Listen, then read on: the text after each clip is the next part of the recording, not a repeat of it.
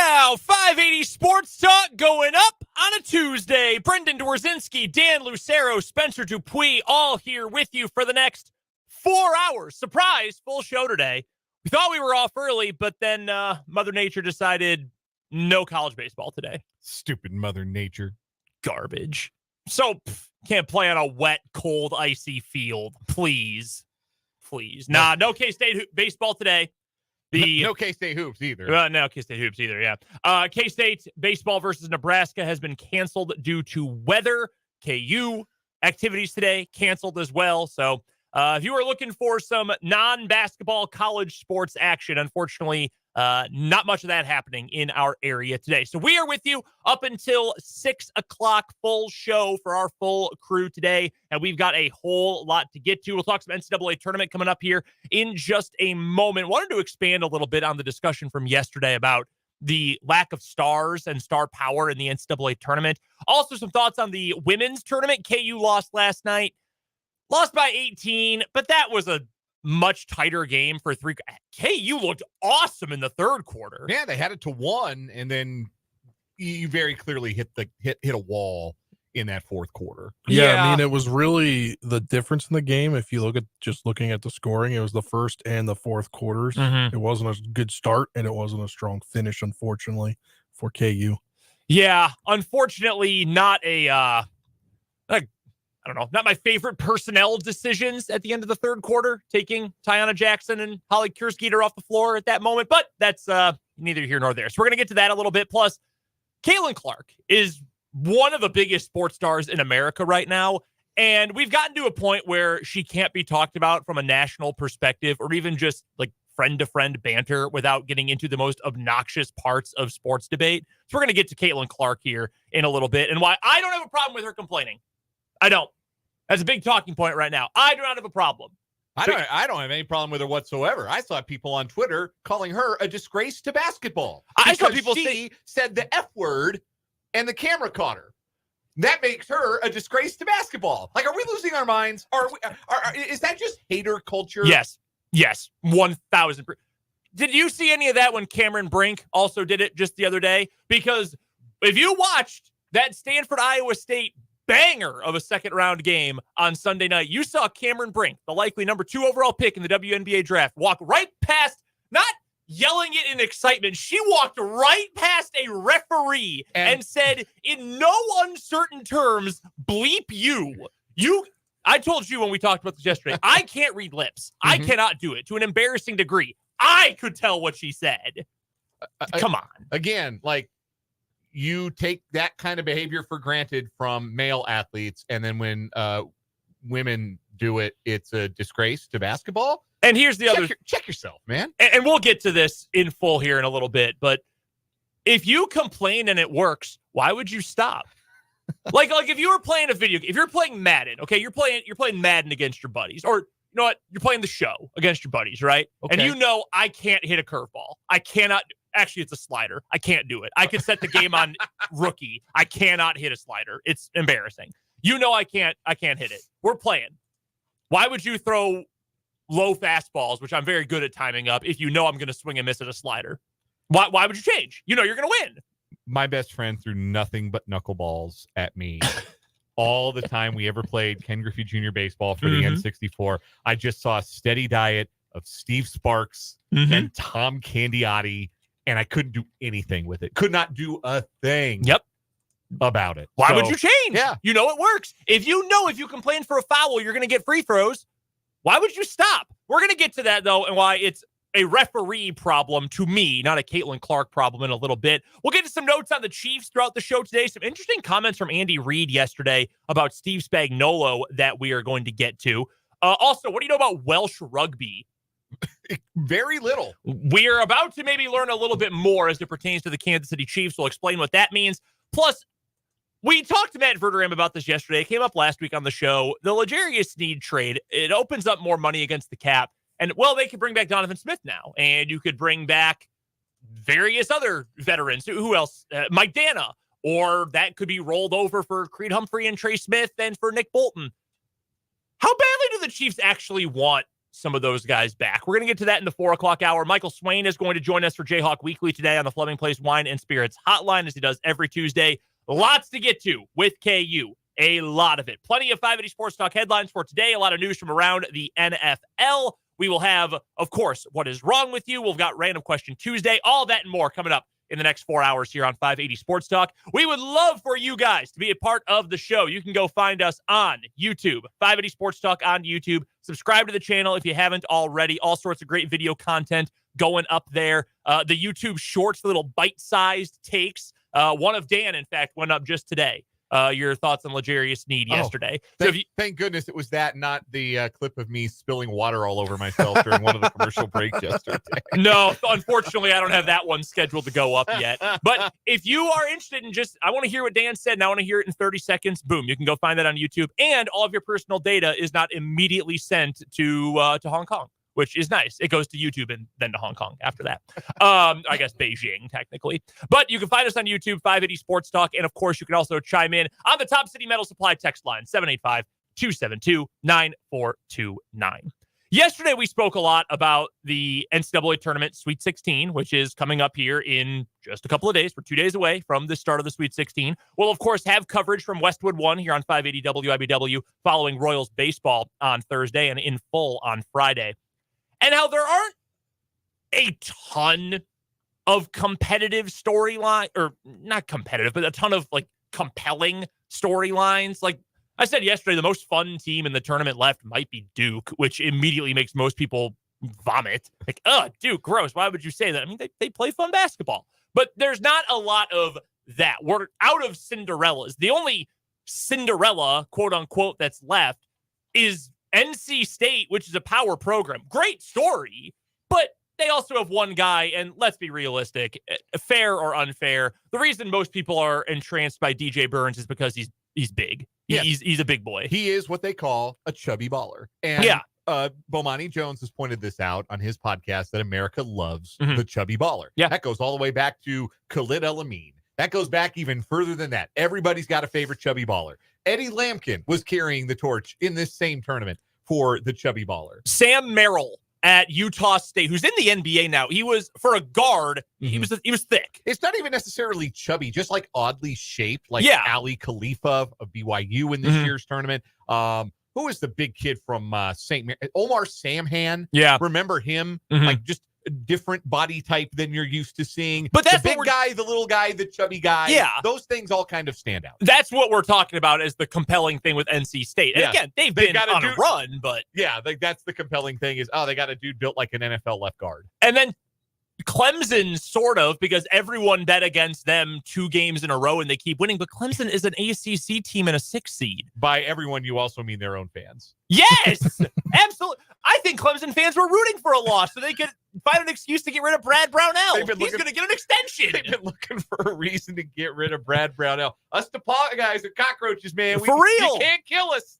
So that's the kind of storylines we're talking about. And like we said yesterday, you get a championship game rematch in the Sweet 16. Yeah, but UConn won by 1 million in the national championship game last year over San Diego State. Is this a problem for college basketball for the NCAA tournament? Is the need...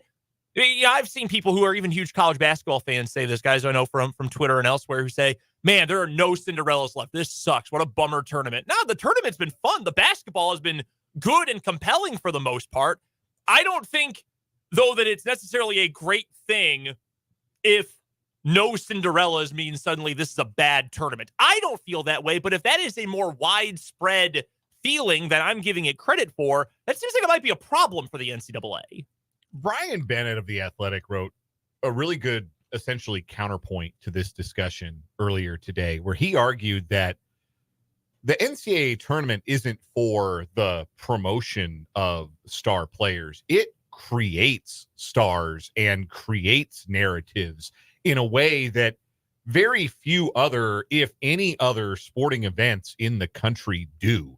Who knew who Jack Golke was before last weekend? Did anybody know that name? That name before? That guy was averaging 5 points a game at a Division II school and captivated the tournament for an entire weekend. Like, that's what the NCAA tournament does. And I think that is a fair argument to make, that the first weekend of the NCAA tournament is, no matter what, no matter how good the field is, no matter how you feel about how it got seeded, no matter how many power conference teams got in or mid-major teams got at-large bids, the opening weekend is always going to be compelling because it does create stars. It does create those narratives. We were fascinated this past weekend by Jack Golke and the Oakland Golden Grizzlies and their charismatic head coach, Greg Camp.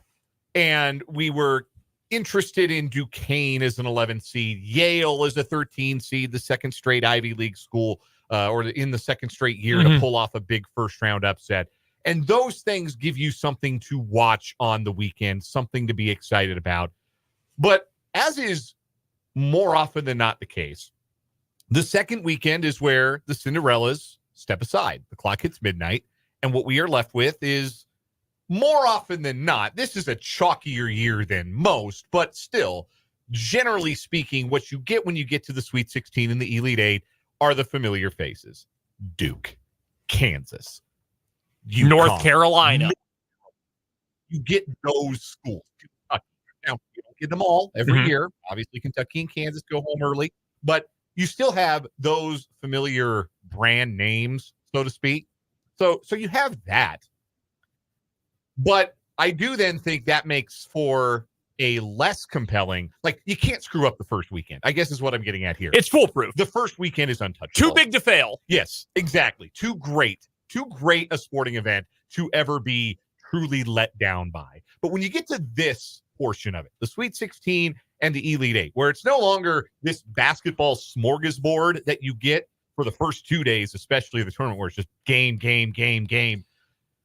Now you're supposed to get like great games, right? The expectation now is no longer necessarily the Cinderella. The expectation is we are going to see some really good basketball games, and we probably will see some good games this weekend. I'm not saying we're not going to, but more often than not, what gives you great games are great teams and great players.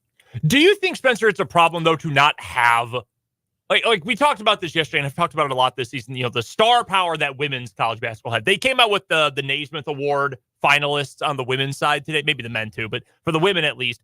Juju Watkins is a big deal and has reinvigorated USC. Saw her have a big game last night against she's KU. Just 18. And she's just 18. Caitlin Clark is obviously a megastar. Paige Beckers feels like she's been in college for forever. And then who am I missing? And Cameron Brink at Stanford, who's been great for a long time. Like those are, I feel like those are stars in that game, but the men don't have stars like that. And I know we've said that, we've gone over that point, but is that a problem? Like, is that something that the sport needs? I don't necessarily think it does, but do you think it, like, we need to have that in men's college basketball to make it more compelling? I don't know, because I think, for one, like, it feels like the stars in women's college basketball are always on the teams that are going to be in the Final Four, or at least the Elite Eight. Like, they're there every single year, it seems like.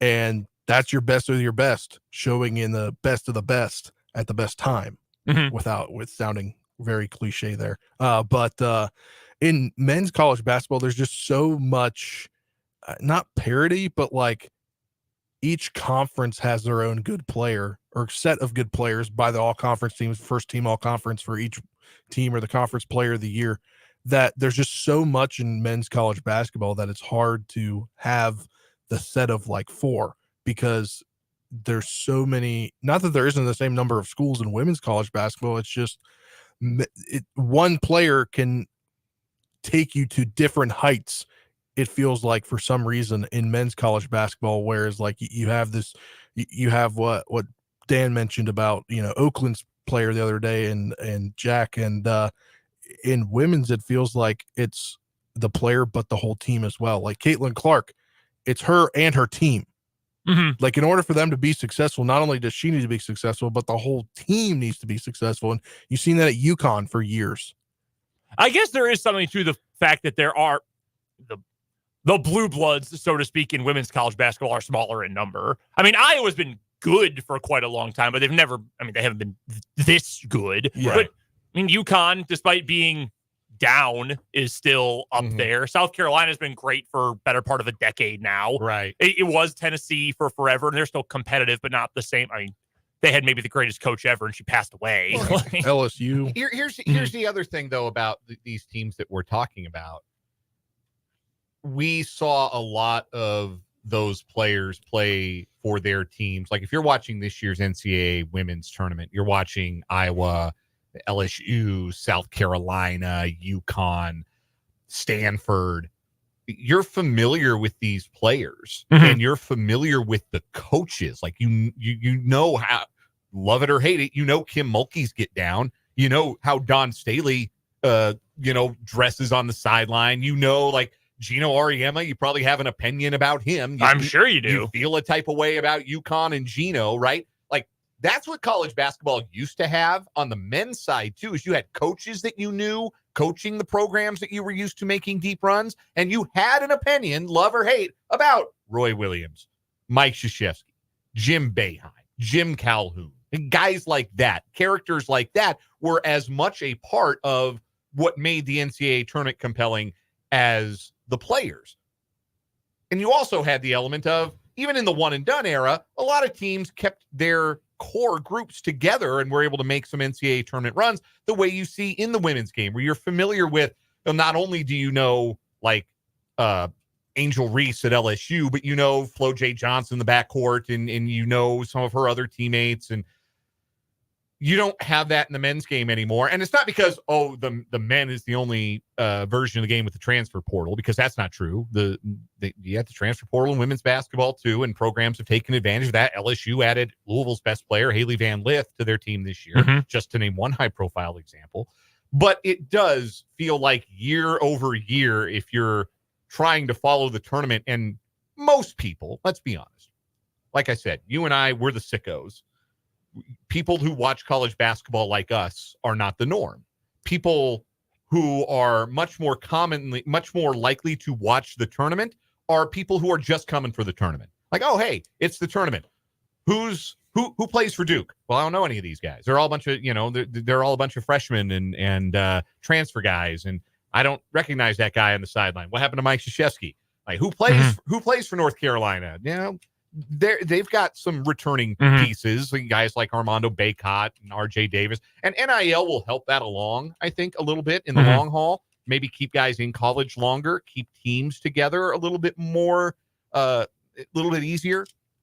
So I think there's a path to re-engaging the casual fan in this tournament. But right now, I think the casual fan jumping into the NCAA tournament, it's tougher for them to find the hook when there's not a mega star, which there isn't in this tournament. We talked about that yesterday. There is not a mega star in this men's basketball tournament. There is not a Carmelo Anthony. There is not a Zion Williamson. There's not an Anthony Davis. Yeah. Like, there's not that player in this tournament.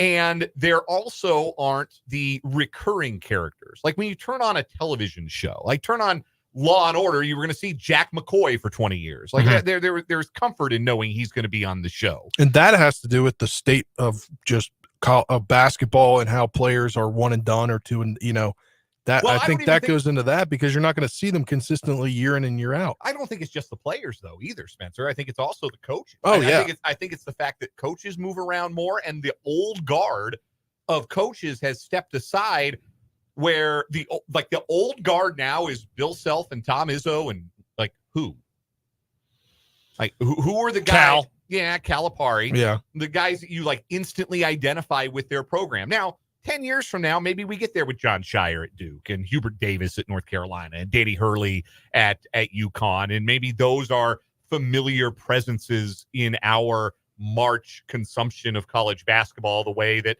their predecessors were. But I think right now that is a thing that makes the tournament a little harder to latch on to if you are simply a casual fan. Well, and two of those that you mentioned already, those are different. Like John Shire was Duke. Like, he loved Duke and was a player, and a good player at Duke. Hubert Davis was a North Carolina guy from the beginning. He was a UNC guy, and we know, if you know anything about college basketball, UNC likes to stay in the family. So those two, I could see being the new guard. But even a Hurley, who's had all that success at UConn, I I am under the impression, I have the feeling we are not going to see a lot of Bill Selfs, a lot of Tom Izzo's in the long-term future for college basketball. And I think football is an example of that. Brian Kelly was going to New Year's Six bowl games at Notre Dame and left. Lincoln Riley had a good thing going at Oklahoma and left for something else. I just don't think, I think we have gotten signs that sort of time is over, unless you are a John Shire who was committed to Duke when he was a young teenager, played there, was an assistant there, loved Coach K, beloved player, never wanted to work or play or go anywhere else. Unless you're that, I don't know that we're going to see a lot of that. So, and that's why I asked this question is how much do we need, and we, speaking for men's college basketball in general, need that kind of thing? Because you're right.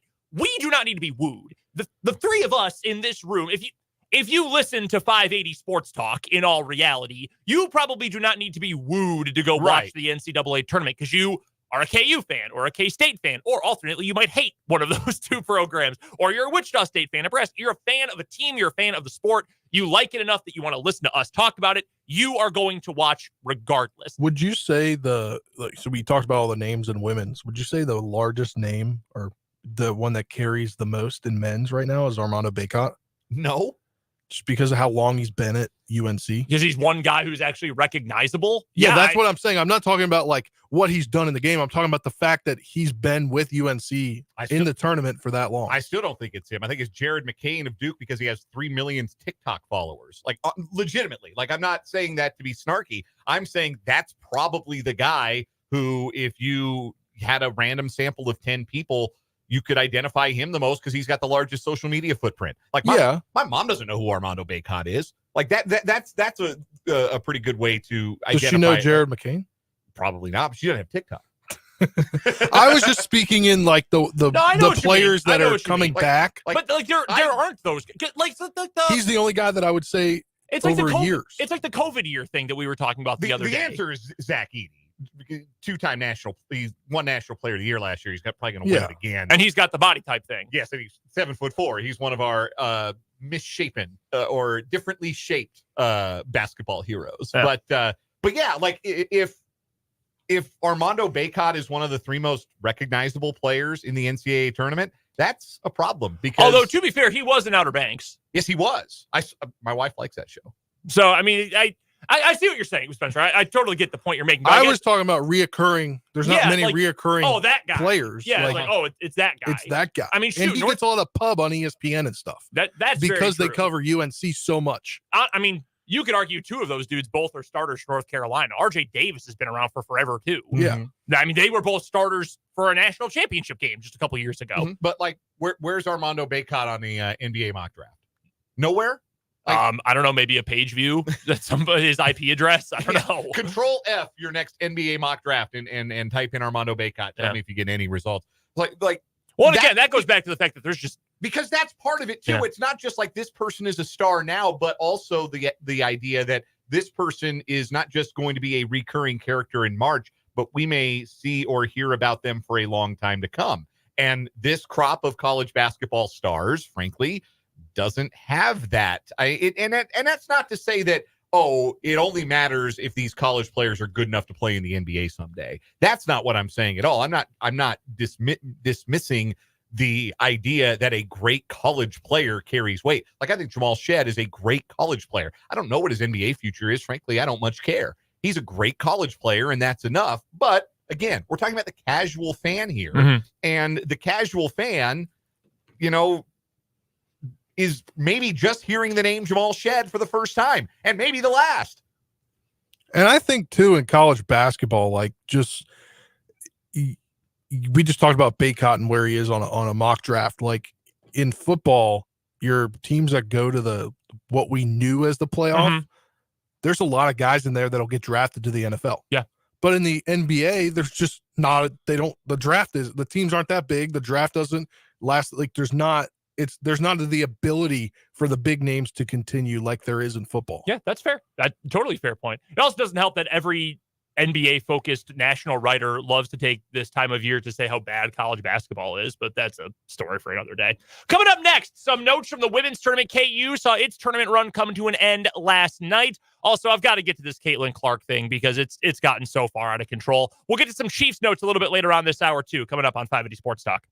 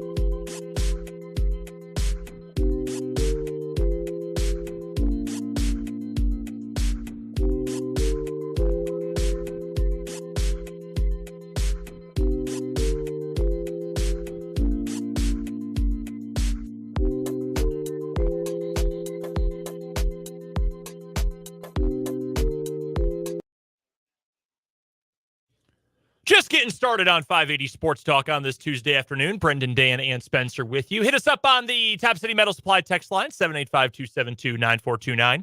From construction sites to renovations, from the farm to the garage, Top City Metal Supply understands the value of precision and cost efficiency. No more wasted materials, no more wasted money, just metal cut to the exact size you need. Top City Metal Supply, located on South Topeka Boulevard, just north of Forbes Field.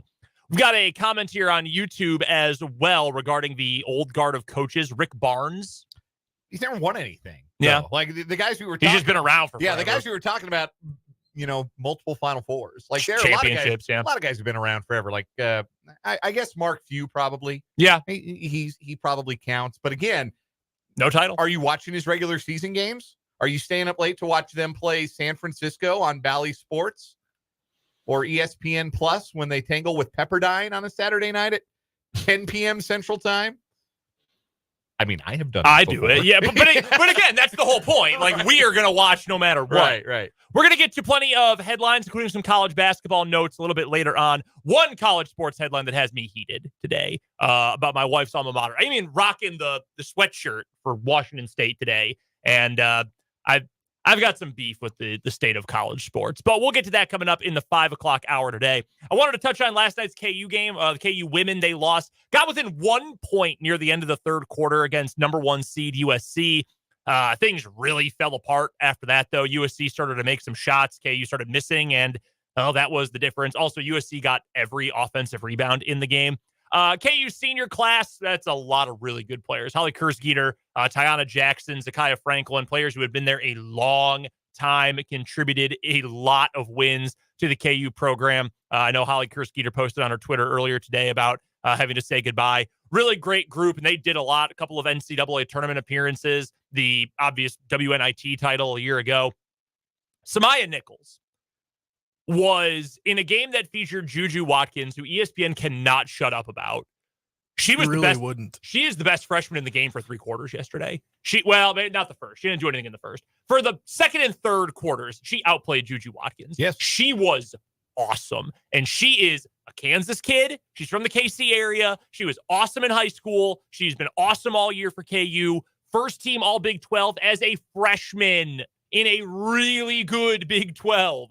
So that is that's a player you want to watch if you're a KU fan. Samaya Nichols is a big deal, and you should want to watch her if you're a KU fan. That was a tough game last night, though. That was an ugly fourth quarter. There's really no way around that. I think they were outscored 37-20 in the first and fourth frames when you combine them. But it was a really good game in the second and the third quarter if you put those 2 quarters together. Yeah, right. And even like you got to close quarters strong, and KU had gotten it to 1, and then I think it was 5 or 6 points, 5-0 or 6-0 little mini run that USC closed that third quarter on. And you mentioned KU had gone to their bench there for that last minute and a half, and that was costly because a game feels a lot different when you're down 1 possession going to the fourth quarter than it does when you're down multiple possessions. And you could see that throughout this round of 32, the home teams felt the pressure. The longer teams hung around, that you could feel the home crowds get tight. Like you could feel it happening. I was in Bramlage on Sunday. You could feel it happening. It definitely happened in Iowa City. It happened at Pauley Pavilion in Westwood last night when UCLA was having trouble with Creighton. It happened at Maples Pavilion in Palo Alto when Stanford was having trouble with Iowa State. The crowd gets tight. You get those nerves, and that alters the game. It alters the energy in the arena. So KU had the opportunity to do that, and it got away from them a little bit late in that third quarter. So when the game entered the fourth, it felt like USC had been able to stretch their legs just enough, and then they kept KU at arm's length the rest of the way. I think when you look at this team moving forward, I mean, the last 3 years you would say have been their most successful under Coach Schneider.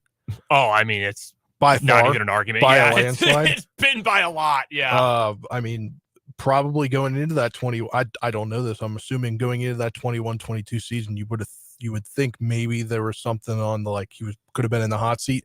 But he said last night, I don't know. I wasn't here. Right. But he said last night after the game when he was asked, because they're going to have to rebuild around Nichols because they have potentially one other starter coming back. He said the goal is for them to actually not only get into the tournament again, but be that 1 seed. That's like what we talked, and I don't know. And you need that. I don't know if KU get to that degree, but no, they absolutely should. We talked about it with K-State. Not 1 seed, but like the seed hosting, I think is what he was essentially saying. That makes sense. We talked about that with K-State yesterday. The expectation should be you host every single year in the NCAA tournament. The same should be for KU. If you're recruiting players, and I know she was in your own backyard, if you are bringing in players like Samaya Nichols, who is a star in the making, win. You better be able to win with players like that. And I hope this is a positive sign of things to come for KU. They didn't even expect her to be the top scorer for them this year. No. They expect her to contribute, but not be the team's top scorer. Nah, she's a stud. She is a true star in the making for KU women's hoops. I wanted to get to this too real quick before we have to get to another commercial break. The Caitlin Clark thing. This is getting out of control. She complains a lot during games. I get it. I understand that when you're watching a game and you see a star player constantly foul, where's the? I understand that can be a little bit obnoxious. There was even a clip of her dad in the crowd in the first round game yelling, "Stop complaining," while she was complaining, That was great. which is pretty funny, but it's also a very dad thing to do. Mm-hmm. I don't care. I really don't. This is every single superstar in every single sport does this. Correct. Let's look at basketball. Modern examples. LeBron. That's been a major knock on LeBron since he was 18. Yeah. That he complains all the time. Steph Curry. Luka Doncic, who is awesome. Oh my God, shut up. Shut up and play basketball. Like, everyone who watches him feels that. Go to the NFL. Every wide receiver who runs the go route. Also every quarterback. Tom Brady. Josh Allen. Patrick Mahomes has done it. Yeah. Aaron Rodgers has certainly done Yeah. it, okay, for the Packers and 4 snaps with the Jets. Like, that's what superstars do. Here is my problem. If you want to complain about her complaining, that's one thing. Here's my problem.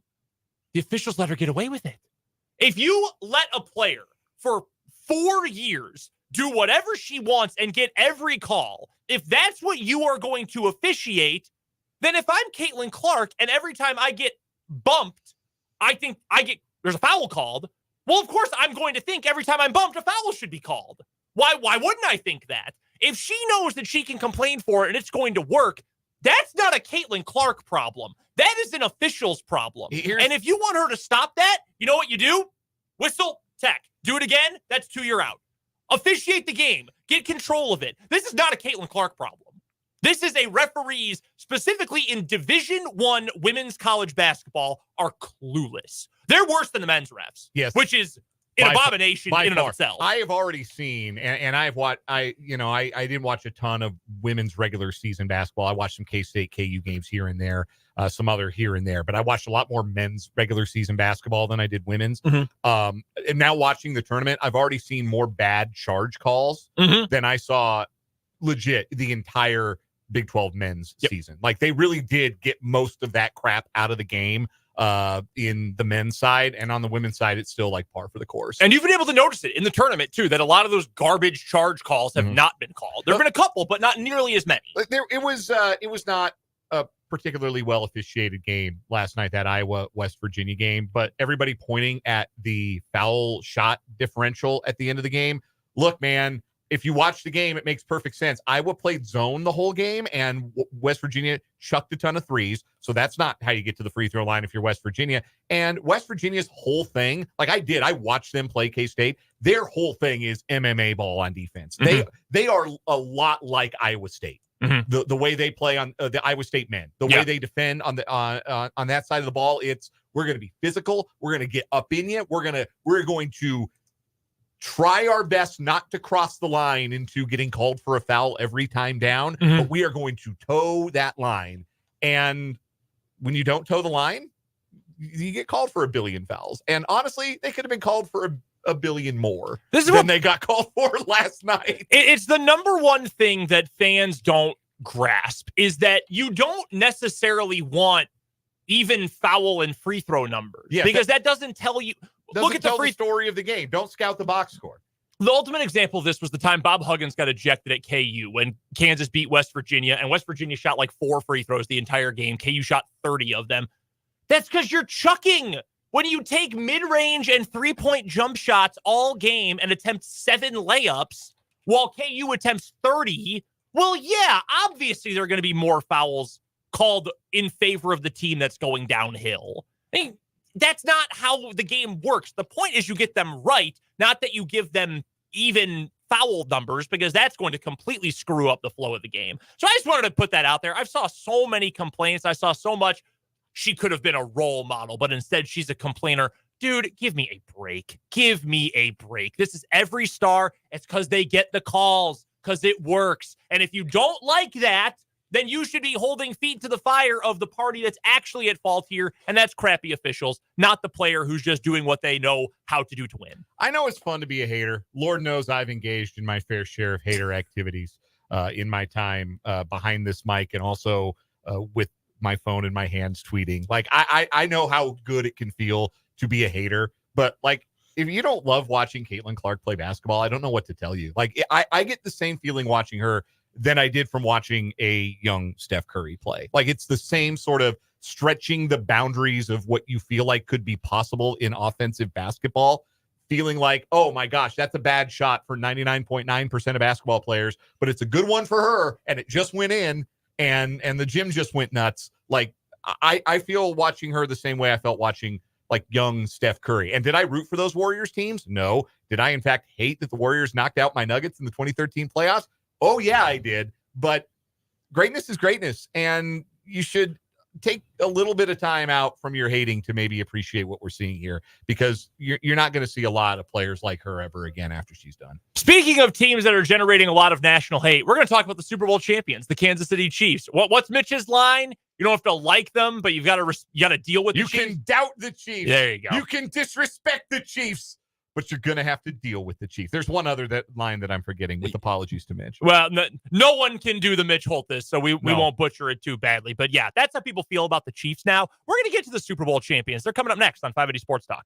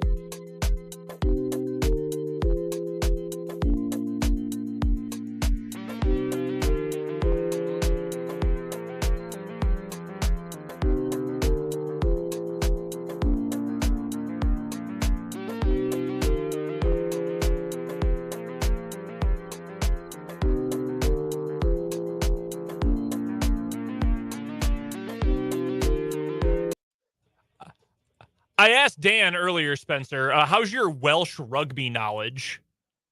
Zip zero. Zip is a good word for nothing or zero. Zippo. Have you ever heard then of Nada is pretty solid. Yeah. Louis Reese Zammit? I had not until Ian Rappaport's tweet earlier today. Yeah, or yesterday. I don't know who that is, man. Don't know who he is. He is a Welsh rugby star, and he is visiting today with the Kansas City Chiefs. He is part of the International Player Pathway Program, the IPP program in the NFL. The Chiefs already have an IPP player, Chukwuemeka Godric, who I think goes by Jason, I believe is the anglicized name that he has used before. But yeah, Chukwuemeka Godric, who was an inactive player all year for the Kansas City Chiefs. But this guy is visiting with a couple teams. It's the Chiefs today, Browns and Jets last week. He is visiting the Packers tomorrow. I think he visited the Broncos yesterday. Yes, the Broncos as well. Thank you for that. He is 23 years old. He spent 10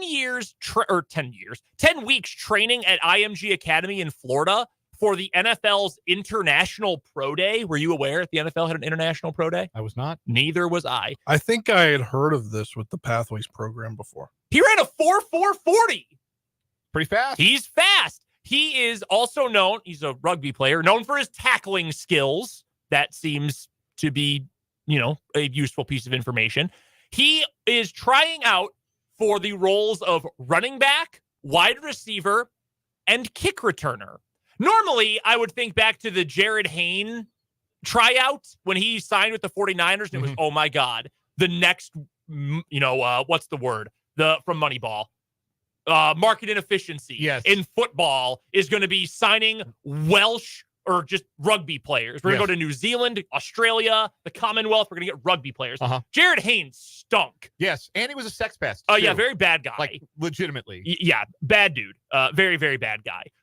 They've changed the kickoff rules, though. They've changed the kick return rules, though. Now, the way it is set up completely differently, there's going to be a different kind of emphasis on kick returners. Maybe someone who is used to running in those situations, like a rugby player, a professional rugby player, might find some success as a kick returner. It might not be with the Chiefs, but I think that is a very interesting kind of skill set that at least they are looking at. Who was that guy years ago that tried to come from another sport? Was it a runner? Are you thinking of Jared Hayne? He played rugby and he went to the 49ers for a Marquise Goodwin was an Olympic sprinter who had a good NFL career. Maybe it was the 49ers guy. Yeah, I mean, that's the one I remember. Yeah. Remember that great highlight they showed the Monday Night Football game in Australia or in New Zealand, and the commentator on TV went, "Oh, he grasped it" when he fumbled on his first punt return. Yeah, pretty funny stuff. So that's at least something to keep an eye on for the Chiefs. By the way, one other note, Andy Reid said this yesterday about Spags. I thought this was very interesting. He was asked about Steve Spagnuolo and the risk of him leaving for another defensive coordinator job because we had heard San Francisco is interested. Reid said, quote, "He was on the last year of his deal, so I think the dream was to become a head coach, and it still is. Hopefully he has that opportunity next year to do that." So it didn't work out the way that way. So he just jumped on it knowing that teams were going to be coming after him. There were a couple that came after him. I wasn't asking questions. I was just trying to get it done. Maybe the dream of being a head coach isn't done for Spags yet. He is a brilliant defensive mind. The only defensive coordinator, only coordinator of any kind to win 4 Super Bowls. Are you hiring a head coach who's never had success as a head coach who's already in his mid-60s? I don't think you can hold the Rams thing against him entirely. It was a long time ago. That franchise was in complete disarray at the time. It was not all his fault. He still has never won as a head coach when he's in his mid-60s. I don't know if I would bring that guy in as a head coach for me. I think that's a tough sell. It's a tough sell, but I think that you can't hold that first experience against him. And I think the way that Spagnuolo has obviously connected with his players, like the In Spags We Trust shirts, are a symbol of how much he still relates to guys, gets guys to play hard for him. I wouldn't be surprised if he got like legitimate sit-down interviews next season, unless the Chiefs defense like completely went in the tank or something like that. Like I wouldn't be surprised if he got real legitimate interviews. Sometimes it is that second chance, and sometimes it takes a long time for you to get that second chance. Like how long did it take Pete Carroll, to get that second chance in the NFL? Now, different circumstances, but still, you could be a different guy 10, 15 years down the road and change for the better. Coming up in the 3 o'clock hour of 580 Sports Talk, our Royals season preview, win-loss record projections, some storylines we're interested in, some player over-unders. We've got Random Question Tuesday and some more changes from the NFL today. Not all for the best. We'll get to that, your text and your YouTube comments next hour on 580 Sports Talk.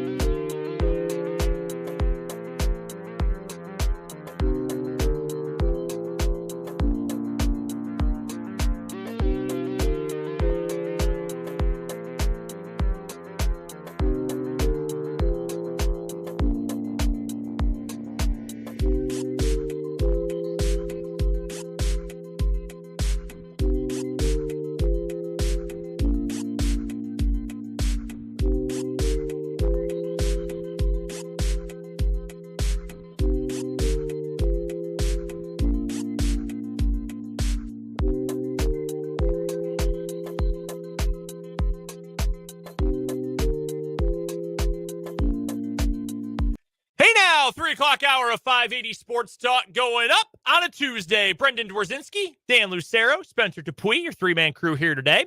Full show. We're on with you until 6.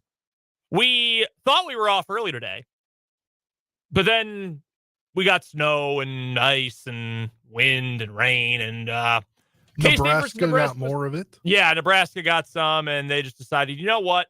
K-State and Nebraska are not going to play today. Or at all this season. Soft. Because they canceled the game. Soft. They did cancel this game. You're correct, Spencer. Back in my day, playing high school baseball in the state of Colorado, we played through ice pellets. We played through wind. We played with a little snow on the ground shoveled to the side. Back in my day. Yeah. Back in my day. That's like when I would argue with Jake about playing football in the snow. And our fields were grass, too. We didn't have that fancy field turf. I don't actually know if they have field turf in Haymarket Park. Is that what the field is called at Toynton Family Stadium? Oh, no. I for some reason, I thought it was in Lincoln. No, I don't. Oh, was it in Lincoln? Yeah. Oh, it was in Lincoln. Oh. I'm pretty sure it was at Nebraska. We don't carry a ton of K-State baseball. We try to get it on when we can, but we don't carry a ton. I just figured it was always a home game. Hawks Field at Haymarket Park. It is still called that. Okay. How about that? I do not know, however, if they have resurfaced. Playing surface. Kentucky Bluegrass. How about that? There you go. Speaking of Haymarket, what can you tell me about the Haymarket riot? Or the Haymarket affair, if you will. Not as much as Wikipedia can. Fair enough. I didn't know if that was like right up your alley. As a history major from college, I didn't know if that would be right up your alley. You know, but like dates and stuff aren't really your thing. No. Yeah. Like I'm not like, you know, I took a class on like, you know, European history, but don't give me like what Battle of so and so. Like, nah, I got nothing for you there. The Haymarket riots. So those were labor. Yes, they were. Yeah. That was a labor dispute in Chicago. Yeah. But I learned about that stuff when I was like 8 years old when we had to take history of Illinois in 3rd grade. I didn't really get unions at the time because I was 8 or 9 years old. It's kind of crazy, the education system, when you have state history. Yeah. And how different everything is. Like, taking Virginia history, obviously Virginia is such an important part of the start of America and everything. Right. That unions and stuff like that was not really part of anything. No, I believe that. Well, yeah, I mean, Illinois history pretty much was a bunch of wild animals live here. Then Marquette and Joliet showed up, and then they built a city and grew soybeans. And now that's kind of it. Like, there's no old buildings in Chicago. Like, all the old buildings are from like the mid 1800s. That's it. You go to Virginia, and I'm sure you find buildings from when our country was founded. You go to England. I remember when I was over there studying abroad, we went just sightseeing one day in Leicester, where I was. There were buildings that were built in the 1300s that were still standing and in use today. Well, I mean, wild. You had the big fire. Well, yes, Chicago. There was one of those. Chicago fire, you know. You know, it's kind of amazing. You build an entire city out of wood planks. It is highly flammable. Did they know that at the time, though? I mean, fire had been around for quite a while when the fire happened. I mean, you didn't have a lot of options. No. Damn Miss O'Leary's cow. Yeah. I'm trying to remember, like, again, this is further away, further back for me than it is for you guys, but I don't remember the Colorado state history. I remember that being in grade school, so I don't remember it being like super intensive. Just like the state bird is the Clark's Nutcracker and the state flower is the Columbine. You know, I remember that stuff. That's good stuff. Yeah, I mean, useful to remember, I suppose. Do you know the Virginia state symbols? No. Like the state animal or anything? No. Bruh. I think it's a cardinal. I mean, it probably Illinois is a cardinal. It's so lame. Cardinal. I know Illinois state fish, the bluegill. I believe garbage fish. I believe Colorado's fish is the rainbow trout. I believe. State mammal is the damn white-tailed deer. Hey, I was right. The state bird is a cardinal. State flower's dogwood. What is the state motto of Virginia? Oh, it's on the flag. I don't know. It's not Virginia is for lovers. No, that's not it. That's not the state motto. I think it's E pluribus unum. Something semper, whatever's on the flag. Sic semper tyrannis. Yeah, Is it really? that's on the flag. I'm assuming that's. I don't what think is. that- I don't know. I don't know. I have no idea. Nil sine numine. Is that Colorado? Yes, Colorado. Nothing without Providence. Yeah, sic semper tyrannis. Yeah, that's on Yeah, the. state monitor, 6 symbol. Yeah, That's us always to tyrants. yeah. That's what Which John is Wilkes Booth yelled when bad he to killed think Abraham about. Lincoln. Yeah. Do you know Kansas' state motto yet? Have you learned that? Have you been around long enough to learn that? No, don't know anything really about Kansas. Ad history astra wise. per aspera. You will see it on everything. Now that you know it, you'll see ad astra everything. Yes. It's all To the- over. Yeah, ad astra to the stars through difficulties. All right, but most there we people go. shorten it to ad astra. Yeah, it's pretty cool. All right. Leaving out the difficulty part just to the stars. Yeah. Let's only talk about the nice part. To of the this. stars with a shortcut. If you liked the last 3 minutes of the show, you'll love Random Question Tuesday coming up in about 15 minutes.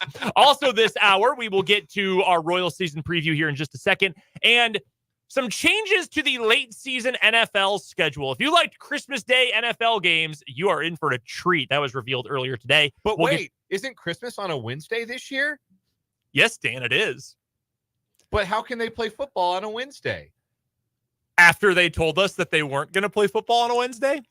Don't worry. We have a fix for that. Money, money, money. I'm sure it'll Saturday football, folks. I'm sure it'll be on a TV network everyone has. Well, I actually didn't even see what network the Christmas games will be on. I didn't either. I'm just saying. I don't know that they've announced that yet. We do know that Amazon gets a playoff game this year. Yes. Yeah. And forever. Yeah, after Peacock didn't renew their deal to get it. All that nonsense about getting the game on Peacock, they didn't even get a second year of it. Now it's over at Amazon. None of you stayed subscribed, which means Actually, they said people did. Yeah, they said 70% of people stayed subscribed. But also, does that, like, because Not I'm pretty enough sure of they were you. giving away, like, year subscriptions. Well, yeah, it makes me think that it might be a situation like our pal Britt Zweigert ran into where he just forgot to cancel his account and his 1 month free trial. Yeah. And then it was just, oh, shoot, it got renewed for me. That's certainly possible for Peacock as well. So we'll get to that coming up in just a little bit. Your texts are welcome on the show on the Top City Metal Supply text line 785-272-9429. No more wasting money on metal pieces that leave you with unnecessary leftovers, folks, because Top City Metal Supply will cut the exact lengths of aluminum, steel, and stainless steel that you need, tailored to your project's specifications. So start optimizing your budget with Top City Metal Supply on South Topeka Boulevard. You can also find us on YouTube. 580 Sports Talk is the name of our YouTube channel. The Kansas City Royals open their season in 2 days. It is a 3:10 first pitch on Thursday. You'll be able to hear the game plus pre and post game right here on your home for Royals baseball since the very beginning. 580 WIBW and the Royals Radio Network. I know we're 2 days away still, but it gets me in the mood for some poetry. And thankfully, we got our guy, the Bard. Yeah, we do. Christopher in the YouTube comments weighing in with our first limerick of this. I think this is our first limerick of the season. I believe it is. Grilled onion smells filling the air. Fields manicured with greatest care. Baseball is the reason. Celebrate the season. Late May is the time to despair. Hopefully, not even any true despair this year. Hopefully, it's a lot of positivity for this Royals team this season. And on opening day, it's not going to be like it is these today and tomorrow. It's going to be about 70 degrees. Yeah, it's going to be good weather. Should be a nice weekend. Going to get warm all weekend long. Warmer anyway. So should be a great time to go watch some Royals baseball. If you were lucky enough to get Royals tickets, I believe the game is sold out. Yes. Which is impressive. That's a good thing. So let's get to a couple of the storylines going into this year. We'll get some player over-unders and our win-loss predictions here in just a moment. So, Dan, I will start with you. Big picture, Kansas City Royals. The team storyline you are most interested in for this season is what? I have said as recently as yesterday on this show that I think that Bobby Witt Jr. is at least the second best position player in the American League Central, and that there is a compelling case to be made that Cole Reagans could be the best starting pitcher in the American League. So what I am interested in, The full American League. yeah, Okay. could be, yeah. Has the stuff to do it. Garrett Cole's hurt. You know, Yeah. The Cy Young Award winner is going to miss some time. There's a power vacuum. So What I am most interested in is we saw it for 2 months with Reagan's last year. And after a slow start, we saw a big second half for Bobby Witt Jr. The storyline I'm interested in is, can those guys be dudes for 162 games?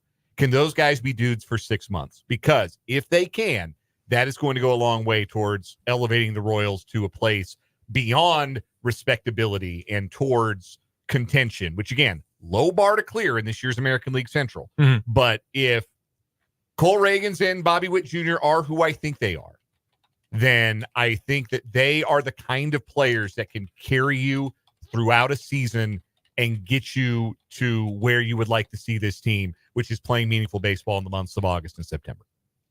Spencer, do you have this will be your first season probably watching the Royals, period. Do you have a storyline you are most interested in following for this year? I mean, clearly I think it's Bobby Witt Jr. and following up on the huge contract extension, and is he worth it also? Mm-hmm. It just seems like the Royals it just seems from an outsider perspective, it's like a breath of fresh air this year. I don't know if that's the right way to say it, but it just seems like their prospects are better than in the last couple of seasons. Mm-hmm. Being able to follow through on that. Whether or not they, it'd be what we talked about yesterday, but a 20 plus game win difference in order to win the division or whatever it is, that it just seems like this is a step in the right direction. I am going to go with the performance of the free agent signings. For a small market team and a team that has pinched pennies in the recent past, not this year. I'm happy the Royals have spent this year, but you want those guys to actually pan out so that it sends the message to JJ Piccolo, that it sends the message to John Sherman, mostly the latter. You should spend on guys who are impactful. You should spend on guys who are going to help you improve right away. That's what these kinds of guys can do. So following along, is Michael Wacha able to be a very solid middle of the rotation starting arm for you? Is Seth Lugo able to recreate the good stuff he brought to the table last season? Are those guys going to turn out to be net positives for you? Hunter Renfroe, not incredible by any means, but is his power going to show up at the K for 81 games? Is he going to be able to produce in that regard? The other position players you brought in, can Garrett Hampson do what you brought him in to do? Can Adam Frazier do what you brought him in to do? Can those guys produce for you? Low bars for those guys, too. We're not looking for them to be all-stars. They just need to not be net negatives, which so many Royals contributors were last season. And they have been guys who last year, even in a year where Adam Frazier's batting average fell off a cliff a little bit, they were still positive contributors. That's what I want to see from this team. I want the message to be sent, hey, look, it is a good thing to spend on free agent players. And if those players are able to perform well, we're going to end up getting to that point. That brings me, speaking of specific players, a breakout prediction for this year. Who is going to be the breakout player for this year's Royals team? And I think you can take this in a number of different directions, both youth and veterans to some degree. Dan, I will go with you first. Well, I think Reagan's probably qualifies in the sense that we've seen 2 months of greatness, and I'm predicting that we're going to see 6 months of outstanding starting pitching from a guy bringing it 100 with several plus secondaries from the left side. I think that is considered a breakout, but I'll give you two other names. One of them, Vinny Pasquantino's presence in this lineup, his ability to work counts, spray line drives, hit for power. They missed that so much last year. And I think fully healthy, Vinny's going to come back and be a really consistent, solid presence offensively for this Royals team. And the other guy, I talked about him a little bit yesterday, James MacArthur. I think he may not start the season as the Royals closer. I will predict that by the end of the year, he's either getting some of those opportunities or at the very least, he's worked his way into real high leverage work because he's got the stuff. He's got the swing and miss. He's got the command, I think, to be really special in the back end of the Royals bullpen. So those are two guys I would point to. Yeah, that one there, MacArthur, is definitely the arm I think I have the most intrigue in. And if you could have a guy who's got that kind of stuff and that kind of power in the back end of your bullpen, That is something, again, the Royals have not had in quite some time. The guy I'm going with, and I don't consider last year a breakout because he was only with the Royals for 40 games and 147 plate appearances, Nelson Velasquez. I want to see more of Nelson Velasquez. He has never had more than 206 plate appearances in his 2 years of Major League Baseball. 206 with the Cubs, with a terrible team in 2022, where he showed some pop, but really didn't hit all that well. He had an OPS plus of 83, was way better last year in limited action with the Cubs, slightly more, but still limited action with the Royals. I want to see him get at bats every day. I want that dude in the lineup every single day because I think he can mash. I think he is going to hit a bunch of doubles at the K. I think he's going to hit a bunch of home runs. He's got 25 plus home run potential. Last year, he played 53 games, hit 17 home runs between his two teams. Will he hit at that kind of pace? Probably not. But I think this is a guy who can mash. I think the Royals have needed more consistent pop throughout the lineup for years. And I think Velasquez can be that guy. He's my pick. I think he's going to look really good as an everyday or almost everyday player this year. I was down to two players. It was Velasquez and Pasquantino. Yeah. So I think those two guys are going to be meaningful to the lineup as secondary pieces to this team. And obviously the rotation has to be good this year. Oh, yeah. No doubt about that. For them to be successful. I think you can realistically say Alec Marsh then, who's going to be your fifth starter, who's going to get a fair chance to be a full-time guy. I think he could certainly fit in that category too. Player you're most concerned about going into this year?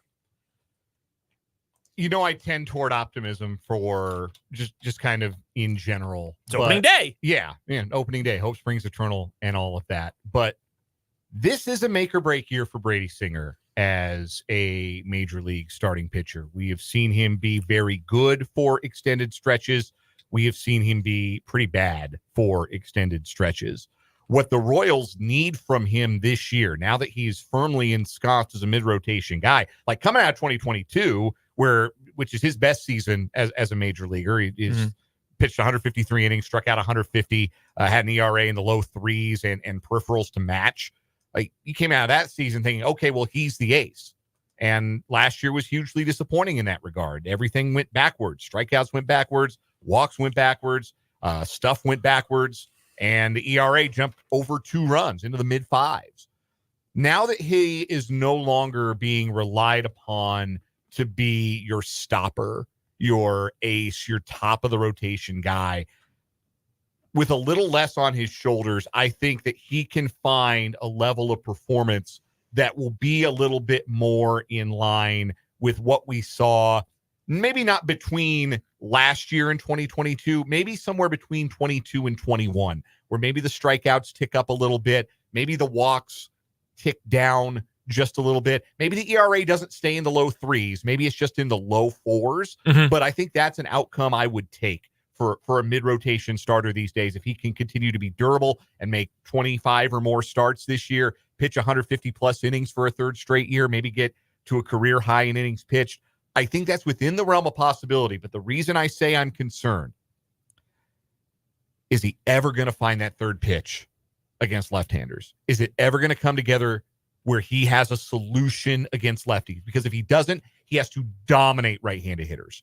And last year he did not dominate right-handed hitters. So the question for me is the same one we've had about Singer, even going into last year a little bit. Like, wow, if he figures something out against left-handers, how good can he be? Well, he didn't figure anything out against left-handers last year. So it's the same question. Can he figure something out against left-handed hitters? Can he keep them off base? Can he keep them off of his slider? And if he can do that, then I think he could have a really positive outcome and be a really solid number 3 or number 4 caliber starting pitcher. But if he pitches like last year's version of Brady Singer, that's a recipe for disappointment. Anyone who you have explicit concerns for, or maybe there's just something in their game that could concern you? I think it's not necessarily a concern. It's needs to be pushed, and I think this year pushed him. Okay. I think Alec Marsh beating out Lyles for that final spot and pushing Lyles to the bullpen, is that going to push him to be a better pitcher? Because he's going to be asked, I'm assuming he's going to be the guy, the long man in the bullpen, and probably spot start guy at some point if they have a guy go down or a guy that just can't pitch one game. Like maybe, and for Lyles, he's playing for another contract after this season. Yeah, no, I think that's fair. I have my doubts because he is who he is at this point, but I think that is fair. I mean, like maybe this is what he needed. Well, yeah, I mean, it hurts your pride, right? If you lose your job that you've had for 14 years and, what's the saying about all bullpen guys, all closers are failed starters? That's the line. Correct. And if you're in that position, Ian Kennedy became a good bullpen arm for a while. He did. Yeah, I mean, there could be value there. No, I think that's an interesting one to bring up. I'm going with a position player here for mine. And it's not that I'm concerned because I think he's a bad player. I'm concerned because I think he needs to hit like a certain kind of player. Michael Garcia, who was pretty solid last year. There are traits you like there. He actually hits the ball relatively hard. His hard hit percentage was among the best in baseball last year. Hits for a fairly high average. He's got well above average speed. He's a pretty good fielder at the hot corner. Third baseman, though, you want pop. You want power. Michael Garcia does not really bring that to the table. I'm looking at... Well, it's like you mentioned, the hard hit percentage is there. What's the launch angle on that? What's the average launch angle for Michael Garcia? Let me see if I can find that for you. Because if it's I believe it's in the single digits. Yeah. That's not what you want. His average launch angle went up nearly 3% from 22 to 23. It is still 6.1% or 6.1 degrees. He's swinging a straight on bat. So, it's wonderful to hit the ball hard. You know who hit the ball hard? Eric Hosmer. A lot of them were sharp shots to second base. Yes, a lot of 4-3s. Yeah, for Eric Hosmer, and where the exit velocity doesn't matter when you're hitting a ground ball. So I'm with you. Like I like Michael Garcia. I'd like him better as a shortstop, but the Royals have a shortstop, so now he's got a really damn good one. Yes, so they got to play. So he's got to play third base, and I think like he's got good speed, and he does hit the ball hard. Doesn't walk. I mean, he's a Royal, but So he's really got to elevate, man. He's got to get that ball in the air this year, and that's a dangerous balance to strike, right? Because if you sell out too much for power and it doesn't come, then his batting average, which was really what carried his offensive value last year, it was 272. Like if that average goes down 40 points because he's trying to hit everything in the air and he's not adding the power and he's not walking anymore, then what he is not an everyday player. So I've mentioned this stat many, many times before. It's one of my favorites for valuing a batter. Weighted on base. It's measured like on base percentage, but you get more weight when you hit doubles, more weight when you hit triples or home runs, less weight when you have a single. It's not a bad thing, but it weights it differently, hence weighted on base average. His expected weighted on base last year, well below league average. His expected slug, way below his weighted on base. I mean, he doesn't hit for any power. I don't need Michael Garcia to hit 25 home runs. I don't. But I need him to hit for some doubles. I need him to use that speed and hit a few triples. Yeah, I need that slugging percentage up over 400 at a bare minimum. It was 358 last year. And slugging percentage has to go up. And again, if you're making hard contact, you've got at least half the recipe, right? So there's potential here. But you always worry about a player who's being asked to add power, add home run power, add loft.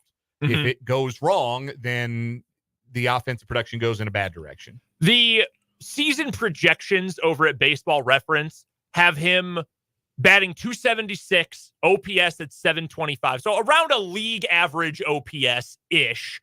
Fairly high batting average, 18 stolen bases. I mean, those are numbers I can live with, but I need him to hit the ball for some power. So the times where he doesn't get on with a single, you're still making an impact. And he's going to have to play Gold Glove defense at third. This will be his first full year as a third baseman, the opening day third baseman. So I think he's got a good glove, but sometimes it's not as easy as saying, oh, this shortstop's a great third baseman now. So, so if he is a Gold Glove caliber defender and he's a league average bat, then there's certainly some value to that player. But yeah, I think it's fair to have some concerns about Michael Garcia. It just might be a square peg for a round hole. And if it's not a perfect square, if the edges are a little rounded, you can still fit it in, but it's more difficult. It is more difficult. Real quick, if you do owe you a commercial, let's get to some player over-unders. I've got a few right here. We will start with Bobby Witt Jr. Over-under, 25 home runs for Bobby Witt. Hit 30 last year, and now he's, I think, more selective, learning the strike zone a little bit more, so he's going to swing at better pitches, make better caliber contact. I think he hits over 25, no problem. I'll take the over as well. I'll lean with the over. 25 home runs for a shortstop is a lot. Yeah. But I think he's that kind of talent. I will go over 2. 45 stolen bases. He had 49 a year ago. 49 a year ago. I think the idea to get to 30-50, he was so close last year, missed it by one stolen base. I think he'll be on the run. 45 is a lot. Man, I think he'll get 40 again, but I can't. I'm gonna stop short of enthusiastically taking the over here. So I'm gonna take the under, but not by a lot. Spencer? I want to say he matches or gets 45. I don't have an over or under. I think he's going to touch it right on the number. Right on the number. The question for me is, how often does he get on base? If he gets on base a similar amount of times to last year, I'm going to say under, because I think he's going to hit more home runs and he's going to end up on second and third base more often and have fewer opportunities to steal second. I'm going to go under with that number. I'm going to go under 45. Still a good number, not quite that high. Vinny Pasquantino, over under 20 homers. Over. I think he gets to 25. He plays every day. Spencer? I'll take the over, but not too much over. I'm on the over for him. I'm big on Vinny. I think he's going to have a real breakout year. Cole Reagans, 2 of them. 3.50 ERA, over under. He was at a 3.47 between 2 teams a year ago. I think he's a stud. Under. I'll take the under. Oh, man. I'll be optimistic and go with the under. That's tough, though. Like, I wouldn't bet a pitcher over under with your money just because of how volatile pitching can be and pitching injuries. Like, we're putting real money on this, but I think that it's that if we're talking about a healthy Cole Reagans, we're talking about a Reagans who beats that number. And finally, strikeouts for Cole Reagans. I will set the number at 140. I would take that over without any hesitation. Are you at all hesitant about him staying healthy? Because that's influenced by that as much as anything. Again, if we're talking about a healthy Cole Reagans, he'll clear that no problem. Even if it's just like, even if he's not totally healthy, he makes 20 starts. Let's say he makes 20 starts, he's in the 120 innings range. He'll still clear 140 strikeouts. Had 113 Ks in 96 innings this past year. Spencer, for you, 140 Ks over under. I'll take the over. If he's healthy, he'll get there. That's just got to stay healthy. That's the big one. That real quick. Well, we got to get to it. We've already run long here. Final win-loss record prediction. Spencer, I will go for you first. 2024 Royals will finish with what record? 500, 81 and 81. Whoa! A 25-win flip. All right. I mean, Amy Rogers said 31-win flip. What do you have? 78 and 84. I'm hedging a little bit because not everything always goes right. And there's not enough minor league depth to cover the things that can go wrong for the Royals this year. So, they're going to run into injuries. They're going to run into, times when they need to call on guys from AAA. They're going to need to call on some extra arms. Jordan Lyles is probably going to have to start at least a game this year just because that's the way these things usually go. Probably a few, yeah. There's just not enough depth for me beyond the 26-man roster to feel really comfortable about saying this is going to be a winning team. But I think that they will be hanging around on the periphery of the race into August and September. They'll finish 78 and 84. I am going to be a little more bearish than both of you. I think it'll be a big turnaround. I do not have them close to 500, though. I'm going 75 and 80. What would that be? 87? Yes. 75 and 87. So we're both over the Vegas total. Vegas total 73.5. I think the pitching rotation will be the biggest reason why. Yeah. I think some adults in the room on the staff are going to make the biggest difference this year. We would love to know your predictions. Royals record predictions. Send them to the Top City Metal Supply text line 785-272-9429 or drop them in the comment section on YouTube. We owe you a commercial break. We'll come on back. We've got Random Question Tuesday and some notes on the NFL schedule as well. Coming up in this 3 o'clock hour of 580 Sports Talk.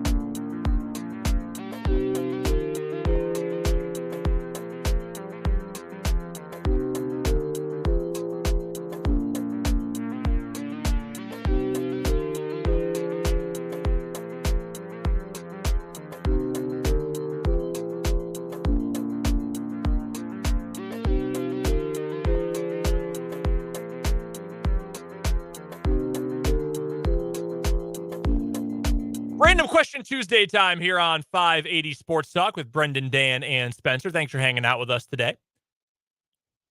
Mark on YouTube giving us a wide range of potential wins. He's got an improvement one way or the other. He says anywhere from 64 to 78. I would be hopeful it's closer to the high end of that. If you're only getting to 64 with all these improvemements, I've got some worries. Yeah, that would not be good if they only get to 64. They've got to get to the 70s. Yes. This is like we've used phrases like rebuilding year or bridge year with the Royals the last handful of years, but this is a year where they need to press the accelerator and give you something worth watching. 100% agree. From Christopher, 78 and 84, but I think they have more room above that than below. That's about how I feel, yeah. Christopher. That's my exact prediction too, 78 wins. And I think that there is a little bit more ceiling there and that there is a lower floor with this team. I've talked about that kind of ad nauseum this entire offseason when the Royals have been the topic of discussion, that the floor is much higher now because they've gotten rid of a lot of the chaff. And Vance on YouTube also chimes in 72 and 90. So a little more bearish than I am, but still into the 70s. I agree. You have to get to that number. Yeah. You really can't afford not to and not feel like this is another cycle of just spinning your wheels if you're the Kansas City Royals. Send those in, Top City Metal Supply text line or to the 580 Sports Talk YouTube comments. Random Question Tuesday. What is something you would not be able to do even if you had unlimited money? Something I would not be able to do? You mean like not actually like a skill you couldn't learn, a thing you couldn't master, in a thing you could not reach, something that even unlimited money would not help you do? Do that old man whistle where you put like two fingers in your mouth and then you make that loud, like ear-splitting whistle. I can't do that. You don't think you could meet the world's foremost expert on the two-handed or the two-fingered whistle and learn how to do it? No, I don't. There you go. Also, I could not bring myself to, like, there are things I could not bring myself to do, like bungee jump or eat a hamburger. That's where I was going to go. Or eat a hamburger with a pickle on it. Like, those things are things I could also not bring myself to do. Were you aware of Dan's hatred of pickles? No, but I also don't like pickles. So good man. How am I the only one here who does like them? That's although I like if you marinate chicken in pickle juice, I'm okay with that. Yeah, that sounds good as hell. That's Chick-fil-A does. Yeah. What percentage of people like pickles? We're about to find this out right now. 86% of Americans say they enjoy pickles. So you guys are in the minority. I feel a lot better about that. What would your answer be? It would be like bungee jumping. Yeah. Free fall. Like what's the skydiving? No, not skydiving. Base jumping? Yes, base jumping. Yeah. I couldn't ice skate. I could not do it. You could have Apollo Anton Ono teach me how to do it, and I would not be able to do it. Yeah, I think I'm with you on that. No teacher, no equipment, no nothing would make me be able to use regulation ice skates and be able to do it. My leg is curved a little weirdly, not to the point where it like hampers anything. I mean, I ran competitively for a few years, but like I can't put the skate down flat. I can't do it.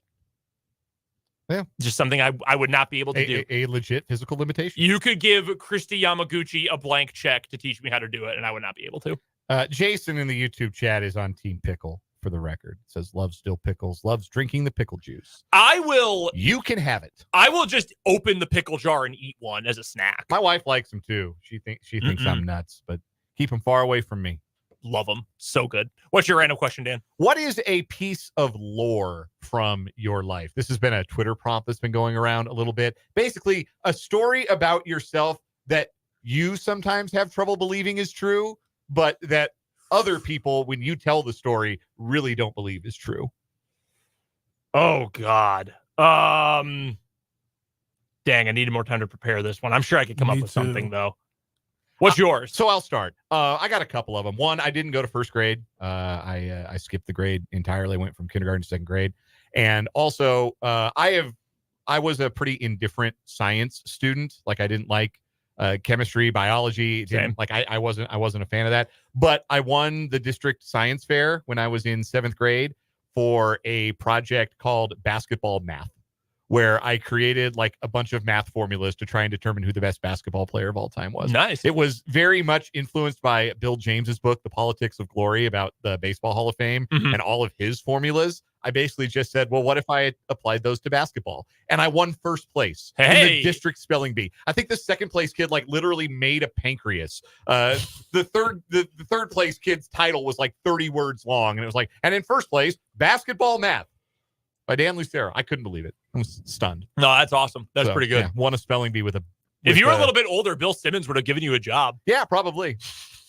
Would have gotten a chapter in the basketball book or whatever it was called. Do you have one? Yes, but I don't know if I should speak of it. It makes me look bad for what I'm doing. Oh, I mean, you brought it up now. We have to know. So in college, if you went and looked at my academic records. Oh, I've heard the story. I don't think. Oh, okay. Well, this is a different story than I was thinking of then. I got my degree in sports journalism with a broadcast emphasis. Mm-hmm. But if you looked at my academic, I failed sports reporting class. But that wasn't even my fault. The professor had it out for me. He had tenure. And I went to the director of the school, and she literally said, "You're not the first person, but I can't do anything about it." And I don't know if it's actually expunged from my record or not, but I just took news reporting class and covered sports and got 100 in the class. That's pretty funny. Yeah, like the professor, just nobody likes him. Mine, I don't know. I don't know if anything. I've been a really boring person like my entire life. I once got a detention in junior high because I went like a month without doing a single homework assignment. I went to public school in the late aughts. Like we had all sorts of goofy nonsense rules. Like you couldn't just call detention. It had to have some sort of dumb name and acronym and whatever. But anyway, ISS, in school restriction. Yeah, we had a woman who would just walk around at lunch once a week with a sheet of pink slips and would hand them out to kids who had to do detention for not doing their homework. And I left the room to just go to the bathroom. I came back to the cafeteria and there was just a stack of them where my lunch was, just a stack. And I had to do like 400 homework assignments in a week when I was in 8th grade. Yeah, it was really embarrassing. I don't know. I don't really have anything that's unique like that. I also survived a single car accident on my way to broadcast a high school football game in Nebraska. I rolled a SUV 6 times and made kickoff and broadcast the game anyway. Wow. I'm glad you're okay. Yeah. No, only I probably had a concussion, but the only injury I had was like a bruised forearm. I got a concussion in a non-contact sport. That's probably the other one for me. I got a concussion playing volleyball. I dove on the floor and I ricocheted my head off the floor. Oof. Oh yeah. I got put on the bench because, believe it or not, I really sucked the rest of that game. So I got benched in the second game. And every time I would look up at the horrible fluorescent lights in our gym, I wanted to die. I was like, please just take me now. You have a random question for us? Yes, I do. Each of you at some point in your life, Brendan most recently until he's now the proud owner of a house or, bought a house, whatever. I lived in an apartment, right? Right. And I've lived in 2 apartments now. What is the worst annoyingest thing a neighbor has done? Oh, buddy. Yeah. Because mine stems from 2 things. I guess the ceilings, the difference between I'm on the 2nd floor. The difference between the ceiling and the apartment above, there's not much there. Yeah. So it sounds like every single time somebody's walking, it sounds like they're stomping. They could be stomping. I really don't know. But like constantly. And then one of my neighbors, don't know if it's top, left, right, bottom, whatever, likes to partake in the devil's lettuce. So I walk into my apartment. And it just reeks. It reeks all the time. But I don't know who it is, and I don't want to be a snitch, but it's very annoying. No, I get that. File a noise complaint because it's loud in here. Yeah. No, my old apartment in Lawrence, a lot of jazz cabbage being smoked in the various neighboring apartments. I had a neighbor. It was before my wife lived with me full time, but we spent nights on and off at each other's places. I had a next door neighbor who would play loud electronic. I don't know if it was dubstep, techno, hard style, whatever, all night. it shook the walls every single night. I could sleep through nuclear war. My wife could not. And it would keep her up late at night. Yeah, we would complain, but they were like, oh, yeah, well, we can't actually reach them because they're never home when we come to the door. And then they just skipped out on their rent and just disappeared. Sick. It was like April. We're walking by their front door. They would live right next to us. They had the door open as they were cleaning the apartment. It smelled like multiple dead bodies were inside. I've never seen a more destroyed apartment. I've never smelled a worse apartment in my entire life. And the cleaning guy's like, hey, you want anything? Like, they left. They owe us like thousands of dollars. If you want stuff, like, we're just giving it away. I was like, brother, you could not pay me to walk in this apartment. I can smell it from the parking lot. Absolutely not.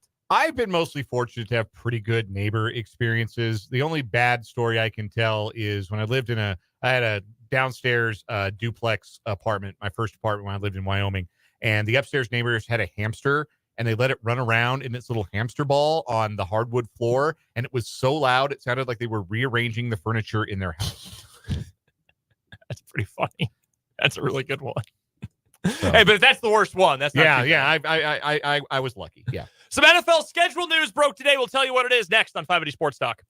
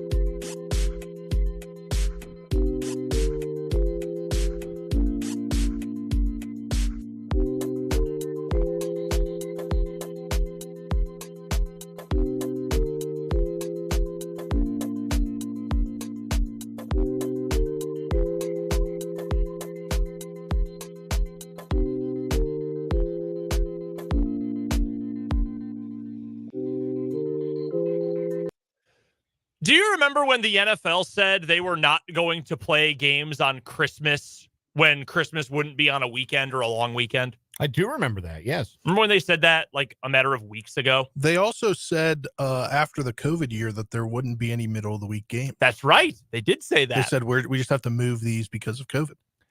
Would it surprise you to know the NFL changed their mind? Nope. The NFL is not only going to play a Christmas Day game this year, it is going to play a Christmas Day doubleheader. Do you know what day of the week Christmas falls on this year, guys? Wednesday. To make sure that teams get enough rest, though, the teams that play on Christmas Day are going to play on Saturday the previous week. So those teams will play Saturday, then Wednesday. Is this like It's- some Maction? Is this what Yeah, they're it's going trying to feel do? like Maction. NFL Maction. Yeah. No, for real, though. Now, this stinks, man. We don't need the NFL every single day of our life. We also don't need it on Christmas because the NBA is already on Christmas. And here's the thing. Some would say we don't need any sports on Christmas. Yeah, probably for the best, yes, honestly. yeah. Hi, Mom. So, nice. So, Field Yates of ESPN tweeted this. Starting on Christmas Day, this will be the following week of football. December 25th, NFL. December 26th, NFL. December 28th, NFL. December 29th, NFL. December 30th, NFL. December 31st, college football playoff quarterfinal. January 1st, college football playoff quarterfinal. The college football playoff, that's its own thing. I love the NFL. I don't necessarily love all caps NFL, but I love professional football in the United States. I do. And I watch every game that I possibly can, watch every minute of every game that I possibly can, even when they're on weird times and weird days of the week. I remember on Black Friday this past year, I watched that Jets-Dolphins debacle when it was on Prime. I watched that whole thing. This is too much. Part of the draw of why the NFL is so powerful and so popular is the scarcity. And even with a game on Thursday and a game on Monday every week, occasionally two on Monday, you can set aside one day a week, Sunday, and watch most of the superstars, most of the good teams, know about all of the majority of the storylines, and be super into the NFL for one day a week. This is 5 games or 5 days in a stretch of 6 in which you are committing, if you want to watch all these games, 3+ hours in the afternoon or evening to watch games. That's a lot. And even for someone like me who watches as much NFL as possible, it's Christmas time, man. I want to see my family for a little bit. I'd like to hang out with my wife. I would like to do something else, even for a little bit. It might not pay negative dividends immediately or even in the next handful of years to keep doing this. I do think this is going to harm the NFL long term because scarcity is such a big part of its popularity. Yeah, if it's on every night, like I love football too. And we obviously cover the league and I watch every Chiefs game. And if my favorite team is on, I try to watch that. And certainly Sundays, I plan my day around wanting to watch the NFL games. But I don't watch every Monday night football game. I don't watch every Thursday night football game. I can't do it. Mm-hmm. There's only so many hours in a week, and I can't give that many hours, that many nights to the National Football League. There are a lot of people who can. I ain't one of them, and I work in sports. And that is, it becomes a lot to ask of your fans to follow it 4 nights out of the week. And I do wonder at what point that hurts the product, hurts people's engagement with the product. I think it's just becoming oversaturated at this point. Agreed. 100%. Condense a couple of those and we'll be okay. Just a couple of them. NBA's got to be furious about this, by the way. Oh, yeah. Got to be furious. Yeah. And if I had any nice things to say about Adam Silver, I probably would feel bad for him. But I don't, so I don't. That does it for the 3 o'clock hour of 580 Sports Talk. In the 4 o'clock hour, we'll get to some notes on the Kansas City Chiefs, and we'll talk to Michael Swain here on 580 Sports Talk.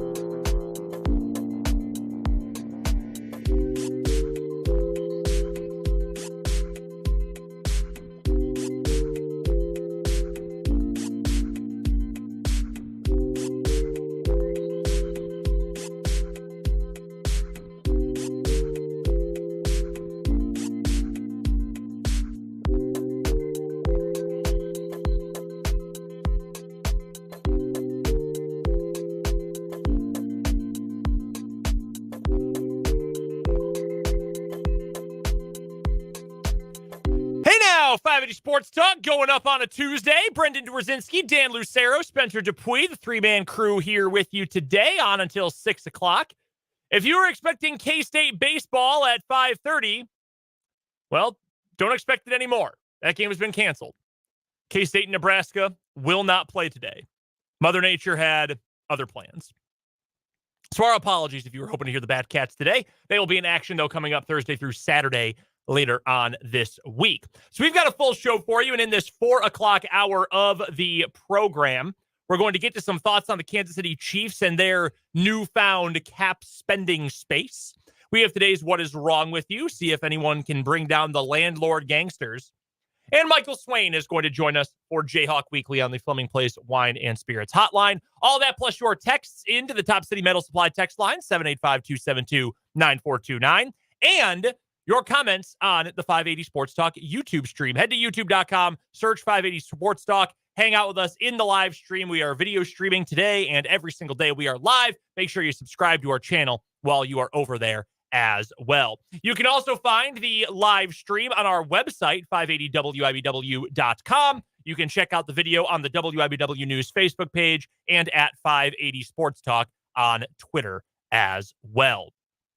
Big day, by the way. We did our Royals preview last hour. We will do our full MLB season preview coming up tomorrow on the show.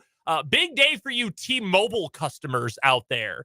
It is the first T-Mobile Tuesday MLB.TV giveaway day. So if you're a T-Mobile customer, you can get a free year-long subscription to MLB.TV today. Royals fans, I am sorry. That does not mean you can watch the Royals with MLB TV. That is unavoidable. But if you're a baseball lover and you just want to watch other games, you are able to do so for free today if you have T-Mobile. And to be frank, if you're a baseball lover and a Royals fan, you probably wanted to watch a lot of other teams that weren't the Royals by about, mid-May, mid-June most years. Mm-hmm. This year, we're all on record thinking the Royals are going to be a bit more watchable, if not, cruising to an AL Central championship. But it's a pretty neat deal to have MLB TV. I've been an MLB TV subscriber since college. Like I remember when you opened it up and it popped up in your Windows media player and it showed all the local commercials and they had a deal for college students. So I was, paying a reduced rate and everything. And way back in the day, those were good times. Keep that EDU address going as long as possible. Man, I should have done that. I was a little maybe too honest about relinquishing dlucero@depaul.edu. Did you guys see now, they go through a different accreditation thing to see that you're still in college? Really? Yeah. Huh. Because I lost mine with Spotify because they had to whatever the Spotify accreditation uses, it goes to a national organization. They can tell if you're registered in classes or not. Wow. That's Yikes. wild. If you've had it for scary. if you've had it for more than 4 years, it does that. Oh, okay. That's a little creepy. It's a little overboard. Well, if you went to a public university, it's not. Easy to Because find. it's public information. Yeah, I suppose that's true. I'm no longer a T-Mobile customer, so I don't get it for free. I'm hoping for one of those degenerate deals from FanDuel where they're like, oh, if you bet X amount, you can get a free subscription. Okay, well, that's not free, but yes, I will do it. I just want MLB TV to do what NHL did. And partner up with ESPN Plus. Yeah. Yeah. That may not be far away. There was some reporting earlier today that ESPN is looking to get out of its current agreement with Major League Baseball, its current broadcast agreement, which is I think they're paying $540 million for broadcast rights. They don't do nearly as many midweek games as they used to, but they still have obviously the flagship Sunday Night Baseball. And they have an agreement with MLB TV where they put a game on ESPN Plus every day, I believe. Yeah. The home and away broadcast for one game every day, which you're still blackout limited on that. Right. But the reporting suggests that ESPN would like to have some regional baseball rights in much the same way that they have had distribution for the NHL's games and previously had distribution for the MLS before they all went to Apple TV. Yeah. So they are they're already doing the regional. They're already partnering with regional sports networks. Yeah. So that came out yesterday, I think, because the Capitals are one of them. The Monumental Sports Network's one of them that's going to go onto it. Yeah, it's Monumental in Washington, D.C. It is Sportsnet Pittsburgh in Pittsburgh, and then NESN. NESN, NESN in Boston. So now you have to live in those markets to get the links to them, but you can actually, I assume starting with opening day, go to ESPN Plus and they will have or at least watch ESPN, and they will actually link you in those markets to the feeds for those teams. And I'm sure it's the same sort of cable subscriber authentication that Probably. you have to do. Like if you have the ESPN app right now and you want to watch an ESPN broadcast, you have to authenticate who your cable provider is. I'm sure it's the same. See, that's kind of annoying deal. if you buy ESPN Plus and it's not an ESPN and ESPN Plus game. Mm-hmm. You can't watch it. Yeah. So like that, I think that's annoying. I will pay. That's the thing that annoys me. You're going to be able to, like, the over the top, like, a la carte ESPN streaming offering is coming sooner rather than later. I mean, they're already rumored about prices. I think that came out from Sports Business Journal last week or something. Specifically for Major League Baseball, though. Like, if you could give me a way that I don't have to pay for crap, I just want to watch the games. That's all I want. If you could hook me up with that, I would be fine. If it's through ESPN Plus or through MLB Advanced Media or whatever, I don't care. Let me be able to watch the Royals legally without changing my cable provider. So the three teams that Major League Baseball presently has broadcast rights for, because they no longer have, those teams no longer have agreements with their regional sports networks, are the Diamondbacks, Padres, and the Rockies. I think that's coincidental that they all happen to be NL West teams, but that's who Major League Baseball now is producing the broadcast, has the broadcast rights, and you can buy the games. You can essentially stream all the games. It's a flat fee of $100, $99.95 a year, I think it is, $99 a year, or $19.95 a month. So $20 a month or $100 a year, essentially. And you can, without blackout restrictions, watch all of your team's games on streaming. If you are a diehard fan, that is probably something that you are willing to do if the team is worth it. Like, I know lots of people who would be inclined to pay for Rockies games if they were worth watching. Here's a spoiler alert for tomorrow's MLB preview. They're not.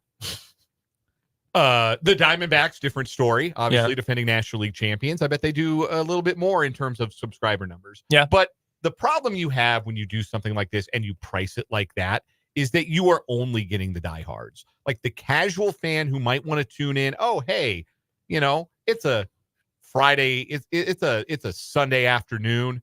We're hanging out at the house.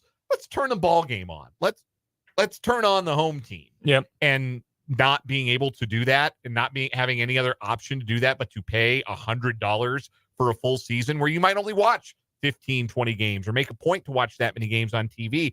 You lose that casual audience. Yep. That is the bulk of your audience. Yep. We say that all the time. Casuals are the bulk of the audience. If you are a diehard, if you are the type of fan who listens to a show like ours, you're in the minority when it comes to people who consume sports. And that's not a bad thing. No. But leagues, I think, are failing to understand that, and they're pricing out the casual fan.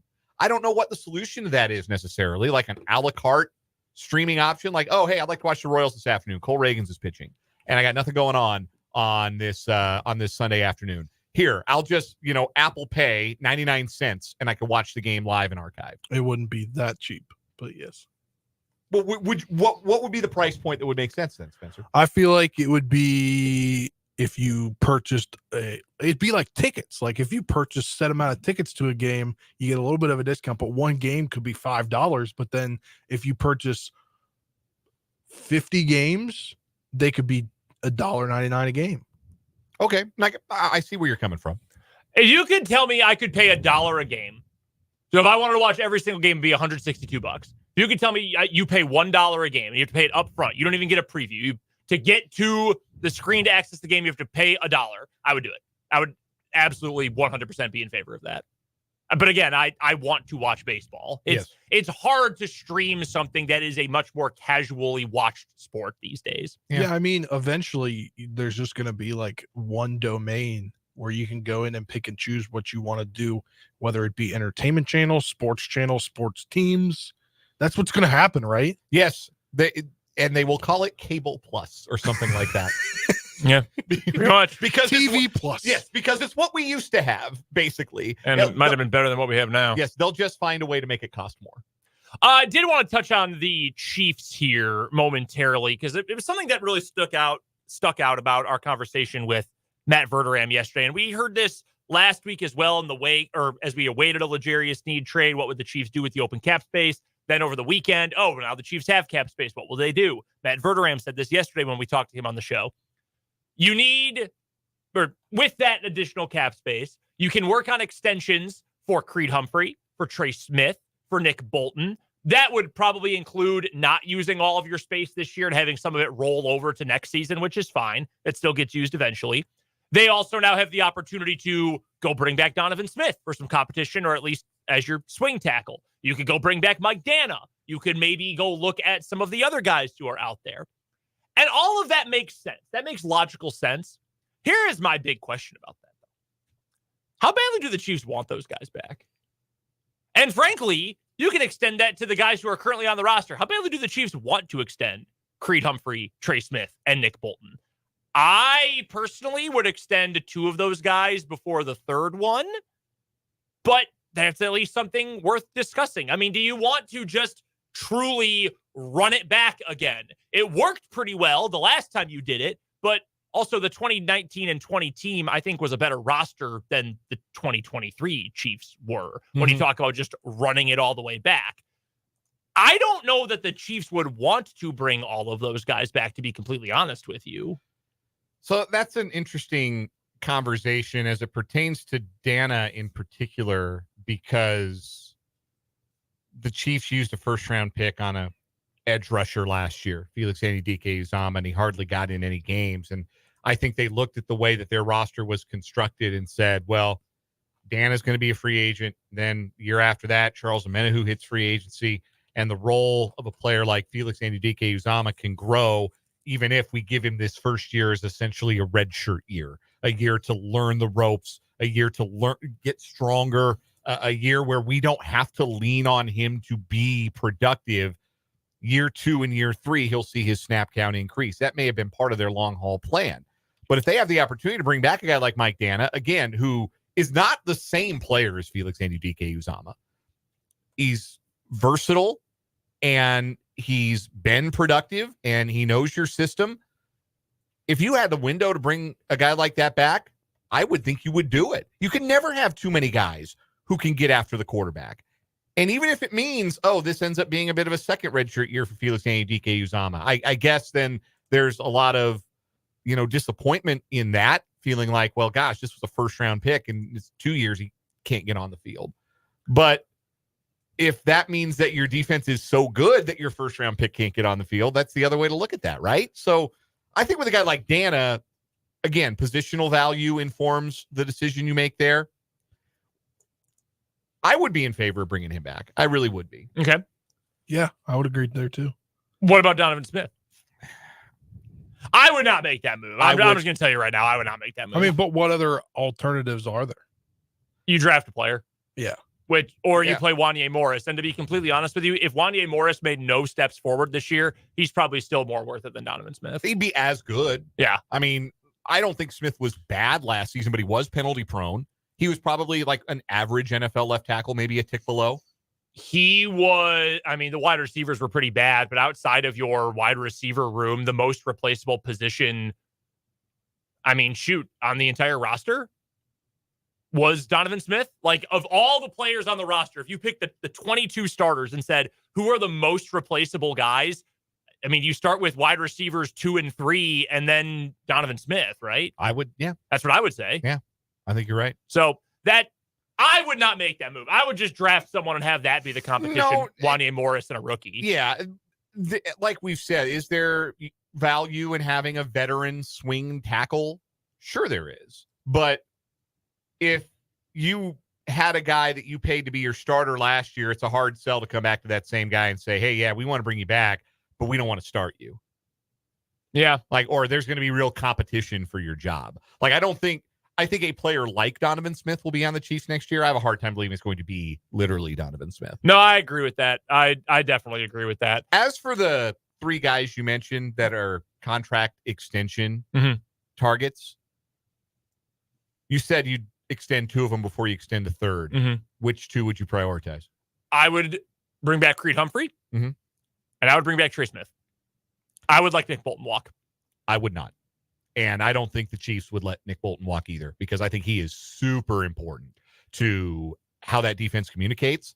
Like, is he a superstar, irreplaceable talent? Like, if he chose tomorrow to pursue a career in botany, would the Chiefs like survive? Mhm. Sure they would. They could replace his production, but I think they value, at least I know Steve Spagnuolo values Nick Bolton as a really important cog in that machine. And he's a leader. He's the signal caller. Those are important. I don't think he is a bad player. I also think the Chiefs got a better linebacker on a 1-year, $4 million deal last year. Positional value is the argument, right?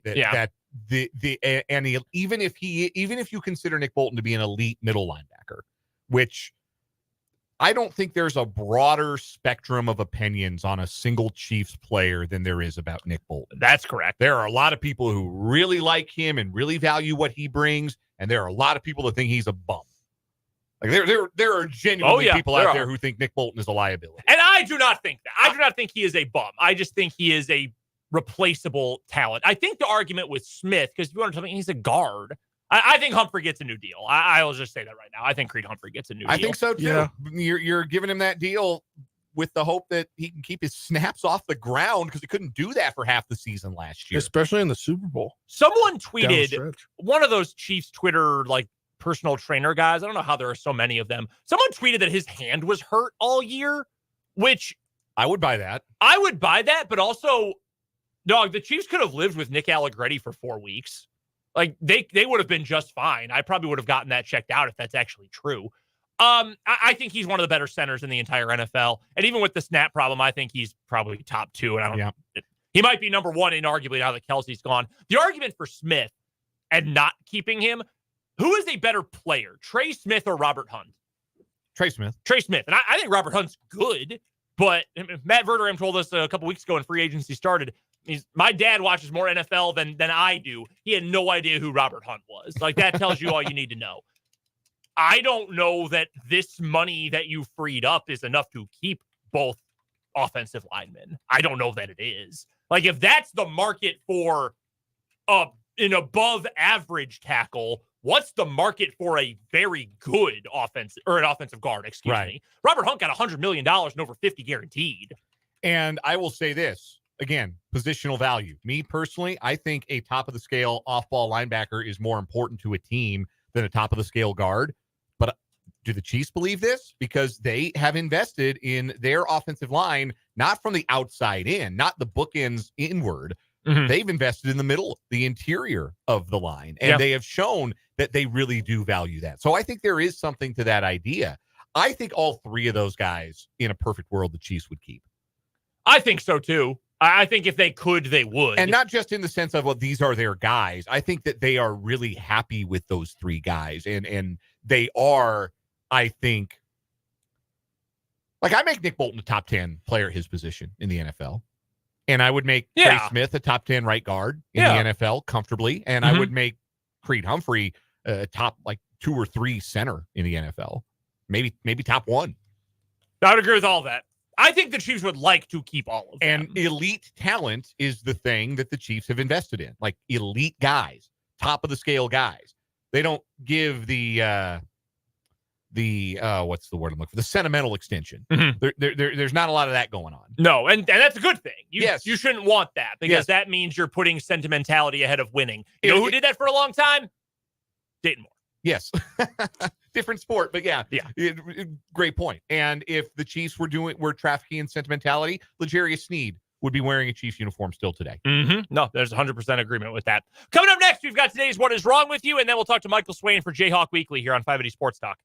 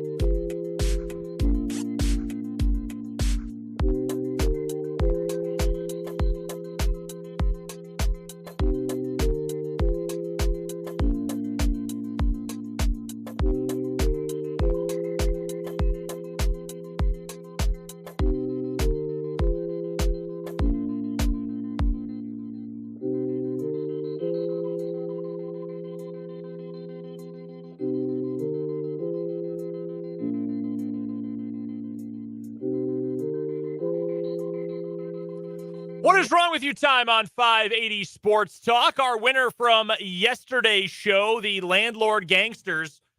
Two people who wanted to evict their 19-year-old tenant. So what did they do? They broke into her apartment and started waving guns in her face, including a Soviet-era rifle. And, well, you can't do that. That's not an appropriate or legal way to try to evict one of your tenants. They are now going to jail for multiple years each. Two news stories today. Dan, you are up first today. Going to Utah, where about 12:25 p.m. on Sunday, a pickup truck was traveling north on I-15 near Parowan in Iron County. Multiple drivers called 911, saying that a truck had red and blue flashing lights, and they were getting other vehicles to move out of the way, carving their way through freeway traffic. Why were people calling 911 about that? Well, even though the pickup had emergency lights on its grill, other drivers were suspicious because the truck had a construction company logo on the side. Oh. The pickup exited the freeway on a frontage road and was stopped by troopers near the border of Iron and Beaver counties. A trooper wrote in the arrest report that he contacted the driver and told him why we were there, and he admitted to turning on his red and blue lights, which he had installed on his personal work vehicle. Troopers also reported finding a small bag containing a white powdery substance, which the driver allegedly claimed was amphetamine, and he takes it to stay awake while driving. The driver tested positive for cannabis, amphetamine, and methamphetamine. They also found a remote control that turned on the lights, and they were red and blue. There was only one setting programmed. Roden, Patrol Sergeant Cameron Roden of the Utah Highway Patrol, says investigators have no evidence to show the man was trying to pull people over, but believe he was only trying to get through traffic faster. The 47-year-old man was booked into the Iron County Jail for investigation of several misdemeanor offenses, including impersonation of an officer, drug possession, and DUI. I would not do this. Listen, man, I hate traffic too. I hate it so much. And there are times I sit like in traffic and fantasize about just weaving my way down the shoulder. And like I think about it. You know what I don't do? Act on it. Actually do it. Because it's illegal. Yeah, big illegal. Sometimes I wish I'm like those motorcycles that can lane split. Also illegal. In some states. Not in all states. Lane splitting is legal, I think, in some states.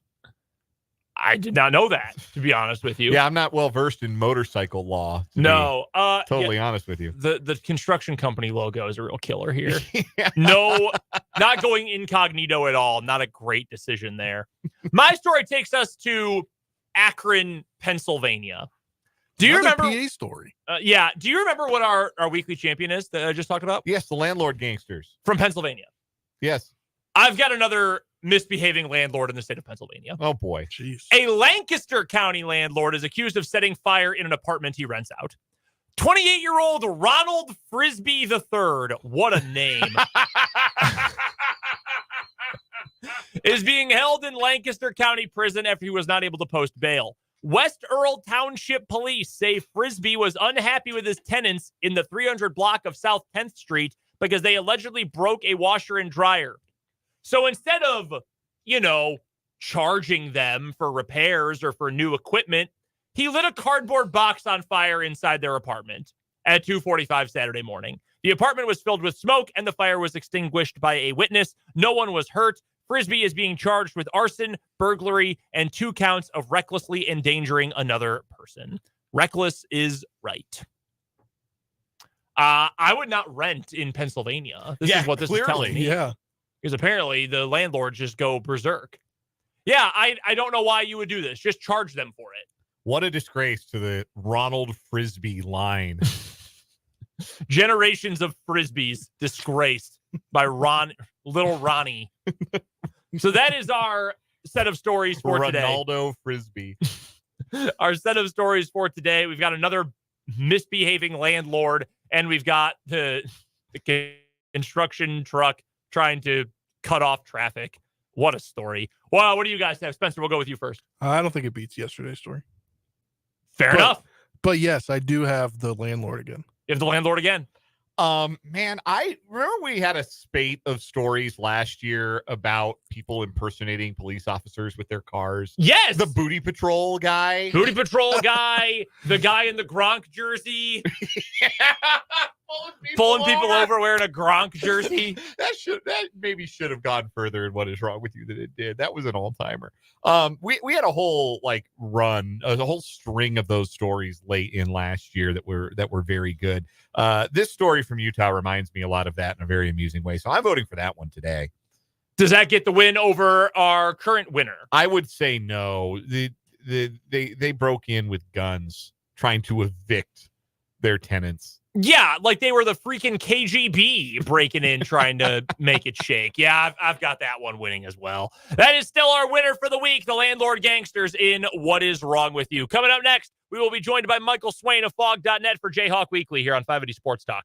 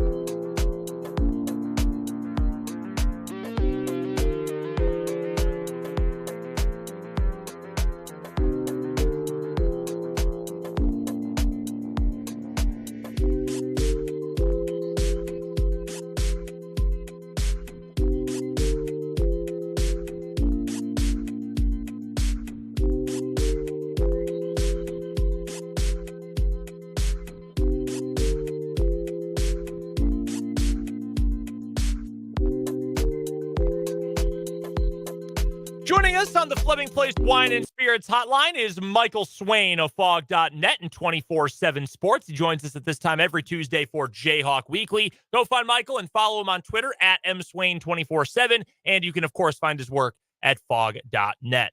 Michael, Saturday afternoon, that really sucked, huh? Man, I can't believe that. It's not been a week since that happened. So much has happened since then. It feels like forever ago. Yeah, it kind of is in line, right, with what we've seen with the way the season's end for KU, right? If Bill Self is on the sideline, either KU's going to win it all or they get blown out to end the season. You know, it's kind of been the theme outside of the Arkansas game last year, which obviously Bill Self was not on the sideline for. So, you know, it's one of those where it's a sour end, and I think probably one that I don't know how many people thought KU was going to make the second weekend, and you factor in the way that Sanford plays in the first game and the short turnaround, like it really was a recipe for KU to lose that game. But at the same time, it was such a predictable end, right? Just in terms of the style of the game, not getting blown out by a historic number, but the fact that the depth was a major issue, that not having Kevin McCullough was a major issue, that getting outshot was a major issue, and the fact that these guys were just gassed. I mean, you could see it on Hunter Dickinson's face, really at the end of the Sanford game. I mean, he just had nothing left in the tank. Did you feel that way, that just the style of that game felt pretty predictable? Yeah, I think a lot of KU fans probably could have laid out the way that Kansas was going to lose in the NCAA tournament, right? Yeah. It was going to come down to KU's defense, right, can be picked apart at times if you have the right scheme. And look, I mean, you got to give Mark Few and his coaching staff so much credit for the game plan they had offensively to really attack the way KU guards ball screens and really attack the tag man that we've seen so many teams really attack this year, but they did it in such a creative way. And I think a lot of KU fans that, have watched the team every game this year could probably figure out that if KU was going to lose a game this year, it was going to be because the defense struggled, and all of a sudden KU goes cold shooting the ball. And the crazy part was the first half, it was kind of the opposite, right? Obviously, KU's defense wasn't great, but I mean, making, 7 first half threes? I mean, that's more than they made for most of their games over the course of the season. So I think that, watching the first half, I was like, oh, wow, are we in for like some outlier shooting performance from Kansas that gets them to the second weekend? And then obviously things cooled off in the second half. But I think it's just all the issues that you saw from Kansas from mid-January on, right? Kevin McCullough's availability, KU's defense, the lack of depth, like everything kind of just culminated in that game, and obviously KU went home because of it. What did you make of Bill Self's comments after the game? And I know you know which ones I'm talking about. The fact that the partial quote, I mean, not even partial, I mean, it was a couple words out of a multi-paragraph response. The fact that that caught like wildfire was irresponsible. But the general thought from Bill Self about looking forward and maybe some regrets about how he handled the rotations this year. What did you make of the general overall comments from Self post-game? Well, the more interesting stuff was the part that wasn't actually tweeted out by people. Right. Like Bill Self talking about, man, I wish I played guys more. Like, wow, that's some introspection there, right? Because I think everyone was kind of calling that out when you go back to non-conference play and guys are getting short hooks. But look, I don't know, man. Look, Alabama got a commit from a transfer before they started the NCAA tournament. Iowa State's going to the Sweet 16. They got a commit from a transfer. Like, what are we doing here? Like, it's just such a straw man argument to try and say Bill Self checked out on his team because he was thinking about the future. Like, yeah, guess who else is thinking about the future? TJ Otzelberger, Nate Oates, right? Other college basketball coaches are looking ahead and thinking about, okay, this is what went wrong this year. This is who we think is back. This is who we think is leaving. This is what we need. Like, that is what these college coaches are paid millions and millions of dollars to do. Yes, the games are important, but building the roster this day and age is just as important. So, I thought the end part of the quote about the roster construction is so fascinating because KU's going to have some scholarship spots to work with. So it creates an opportunity, obviously, for Self to go out, recruit, and fix those things. But things in the portal are not always straightforward, too, right? Guys are looking for big roles. They're looking for big playing time. So it'll be really interesting to see how that all shakes out over the next couple weeks. Joining us on the Flaming Place Wine and Spirits hotline is Michael Swain of Fog.net, part of the 24/7 Sports Network. This is Jayhawk Weekly on 580 Sports Talk. We do this every week at this time with Michael. You can find him on Twitter at mswain247. You mentioned the word introspection on Bill Self's part, and he gives us some of that publicly, but certainly not all of it, and no coach does. That's not a criticism. That's just there are things that stay in-house. Yeah. But if you had to guess, what lessons do you think that Bill Self took away from how this season unfolded and how this roster was put together that are going to inform how he tries to work the portal, how he tries to build a roster moving forward? Well, I think first and foremost, player mentality is the biggest thing I think we'll take away from that. And this is something I know we've talked about on the show before, right? Guys like the ability to go out and play on the road, right? That takes a certain mental fortitude. But you look at the transfers that KU has brought in, right? Arterio Morris kicked off the team facing criminal charges. Like, he was facing criminal charges in Texas. Like, that was a common theme there. So you can't really say, oh, well, we didn't expect this. Like, this was happening. You look at someone like Nick Timberlake, and you go back to Joseph Yesufu, right? Mid-major guards that are good scorers, but do they have the all-around package to play for Bill Self, right? It's fun to look at those highlight tapes, but do they have the ability to remember a play when Bill Self calls it? Do they have the ability to remember their defensive assignments against Baylor in the final 30 seconds when they're supposed to make sure they guard somebody? Like, those are the things that I think in retrospect, you can think, okay, maybe could we have scouted that better? And I think to some degree, this season is a one-off because Kansas docked 2 scholarships. They docked a 3rd scholarship by having, Zach Clements be around in red shirt where he is not able to play. So, you're looking at KU already being short on scholarships. And traditionally, you think that those spots going forward could be used towards another guy from the portal that can help provide depth. Maybe it's not a Kevin McCullough type of transfer where he comes in, starts, plays 30 minutes a game plus for 2 years, but maybe it's a guy that's developmental and can be a 2-3 year guy in your program and you feel like he can improve. And so I think you look at what this roster ended up being and, the decision to play KJ Adams at the 4, right? That is one of the big kind of turning points for it because that then decides, okay, you cannot take a Harrison Ingram who had interest in Kansas, right? And so that decision has a compounding effect on other guys you can go after. And so I think a lot of the roster, I can't even call it mismanagement, but just kind of square peg round hole type of situation just comes from a few of the decisions made last year that then put KU in a tough situation. And look, KU's not going to have to dock multiple scholarships again, probably ever, because the NCAA is not going to have much power in. So to some degree, it's kind of a one-off season in that regard, but I think still the ability to scout and make sure the players you're adding are the right types of players that can fit in the system, in the scheme, and really fit the mentality of a Bill Self player. I think that is one of the big things that you can take away, I think, long-term for doing this whole transfer portal roster construction thing. There's no way for anyone to know the answer to this for sure. So I'll ask you to speculate a little bit. Does how Nick Timberlake's tenure at Kansas went maybe discourage Kansas from looking towards the mid-major talent pool in the transfer portal moving forward? Yes and no. I think you could say Joe Yesufu and Nick Timberlake combined because you look at those are the 2 really mid-major guards that Kansas has gotten. And maybe you look at that and say, okay, mid-major score first guard. Maybe that is not something that, if we're talking about Bill Self staff, like maybe that's where they say, okay, maybe that's not where we go and look. Maybe we look for a kid like Jaden Nunn from VCU, who really good defender, good athlete, plays with the high motor.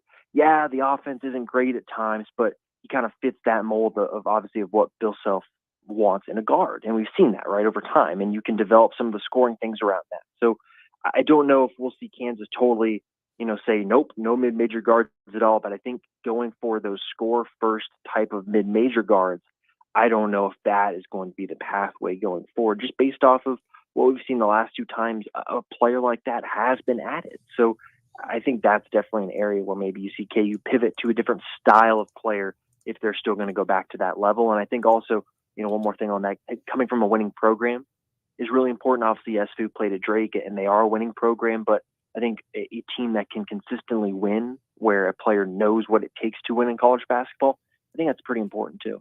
Can you talk about the mid-majors there? There's a guy that just went in the portal from Lawrence, Zeke Mayo. Do you think that Kansas would have any interest in him, averaging 18.8 a game this year, shooting 39% from beyond the arc?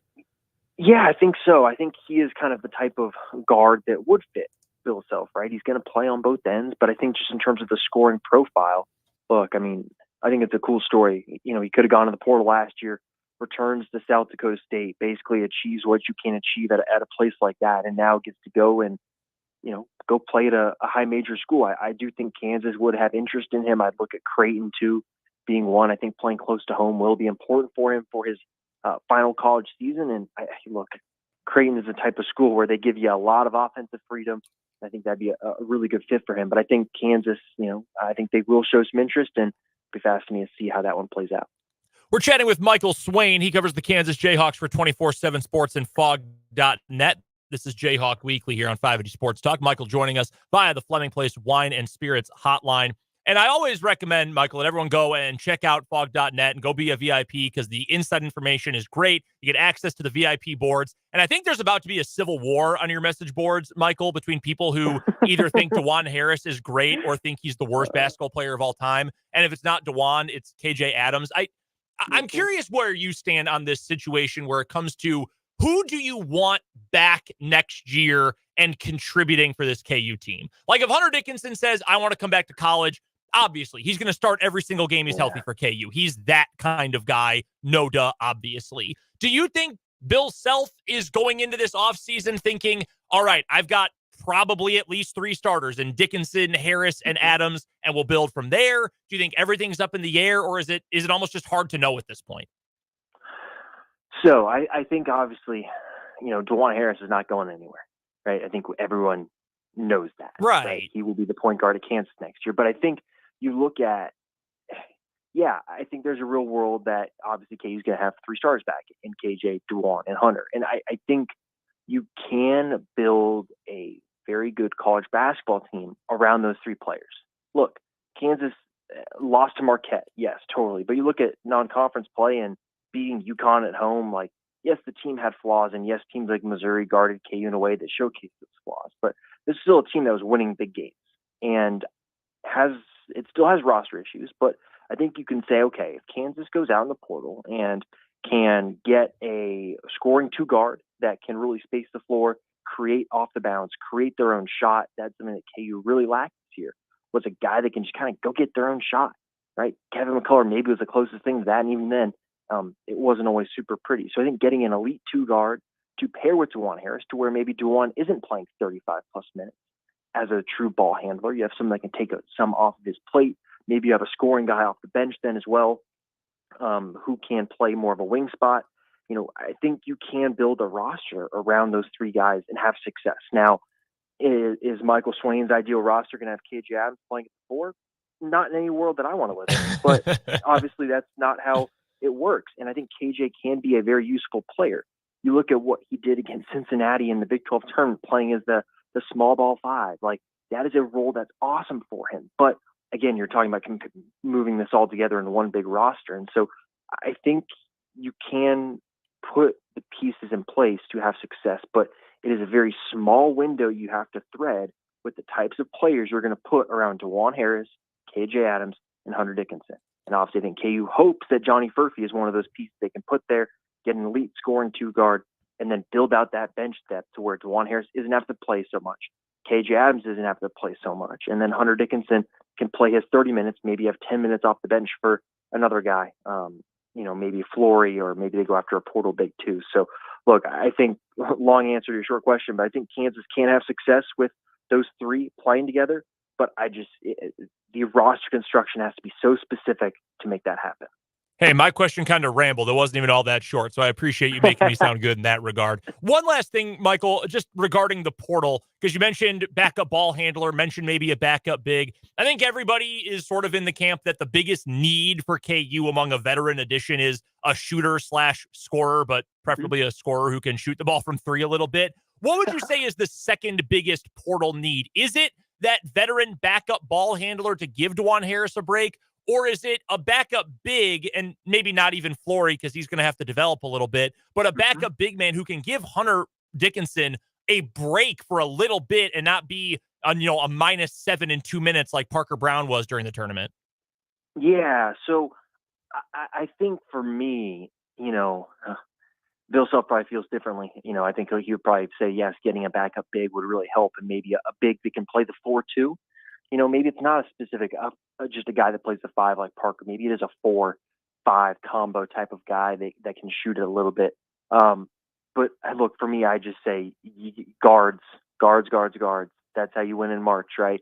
Okay, you won the national title with multiple NBA wings and guards on its roster. Like, that is how you win in March Madness. So I think that is going to be a huge position. Can you get a combo guard who, in addition to a scoring, right, 2 guard, but can you get a combo guy that can come in and play, your 25 minutes, but run the offense when he needs to, play off the ball when he needs to, and make sure he has still a pretty big role, even if that is coming off the bench. I think that's such a huge thing because it just adds so many more arrows to the quiver that you can throw at teams and have different lineups. If you want to go small with 3 guards, you can with Johnny Burfict at 4.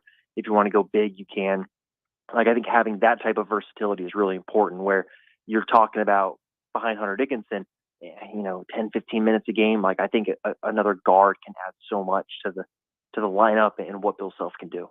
Michael Swain covers the Kansas Jayhawks for Fog.net, which is part of the 24/7 Sports Network. Again, go be a VIP. We all are here on this show. It is absolutely 100% worth it over at 24/7. Follow Michael on Twitter as well, at mswain247. He joins us every Tuesday at this time for Jayhawk Weekly on the Fleming Place Wine and Spirits Hotline. Michael, we'll talk some more spring football next week. A little short on time, but we appreciate the insight, and we'll talk to you soon.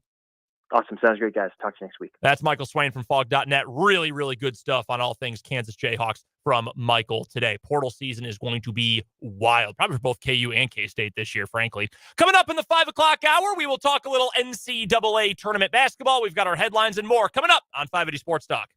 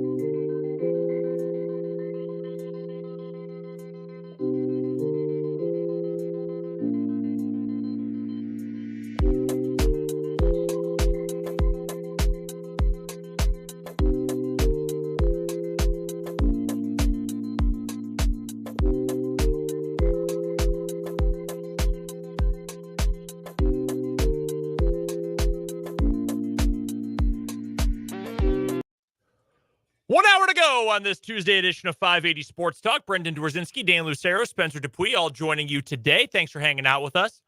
Full show today. Thought we were off at 5:30, but then the weather got in the way up in Lincoln, so K-State baseball will not be played today. So we're with you up until 6 o'clock. Any thoughts you have on what we're talking about today, you can let us know on the Top City Metal Supply text line. 785-272-9429 is the text line number. You can also find us on YouTube. 580 Sports Talk is the name of our YouTube channel. Did you see that because Kansas State couldn't play Nebraska, they have and they canceled the game, and then Kansas also canceled their baseball game. The Kansas and Nebraska will play April 9th. They just announced the schedule of the Buck O'Neill Classic. Oh, well, in Lawrence. How about that? Man, what a great birthday present for my mom. She loves KU baseball. There you go. I made that up. She does not. I don't think she's ever said a word about KU baseball in her entire life. It's a great bit. It really is. We will get to, instead, here in this final hour of the show, a hefty day of 580 Sports Talk headlines. I think we're going to have a debate in our second segment of the hour. I think. I'm not entirely sure. I got to get my thoughts in order. But the NCAA women's tournament has been pretty exciting so far, I would say. And there's been some banter, some discourse about the fact that the first weekend is played at home sites.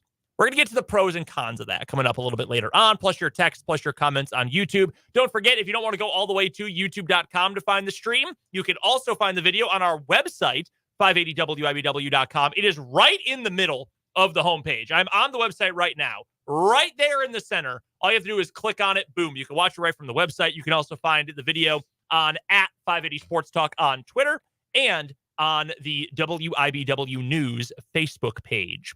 Let's get to today's 580 Sports Talk headlines. We talked about the NFL schedule a little bit earlier on.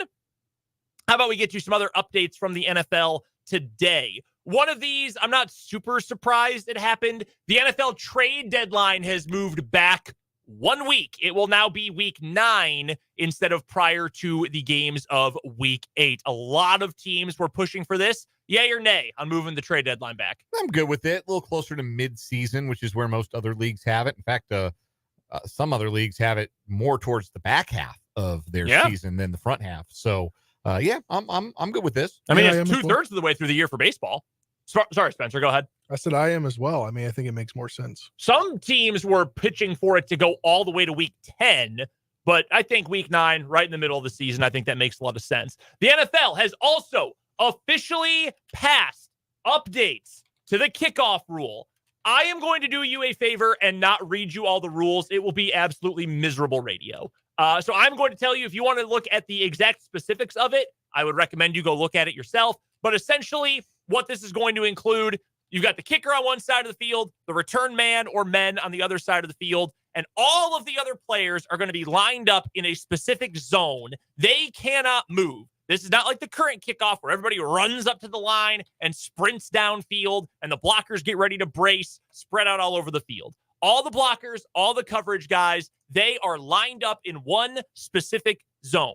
They cannot move until the return man catches the ball and starts his return. The goal is to reduce all the head-on collisions at full speed. I do think it'll work. This worked in the XFL. They're not, for some reason, doing it in the UFL, but they did do it for 2 years in the XFL. It worked. It was good. The NFL has decided they do want to keep the kickoff in the game and try to make it more exciting. This is the way they think they're going to be able to do it. I agree, and I will use this as a moment to toot my own horn. I was right.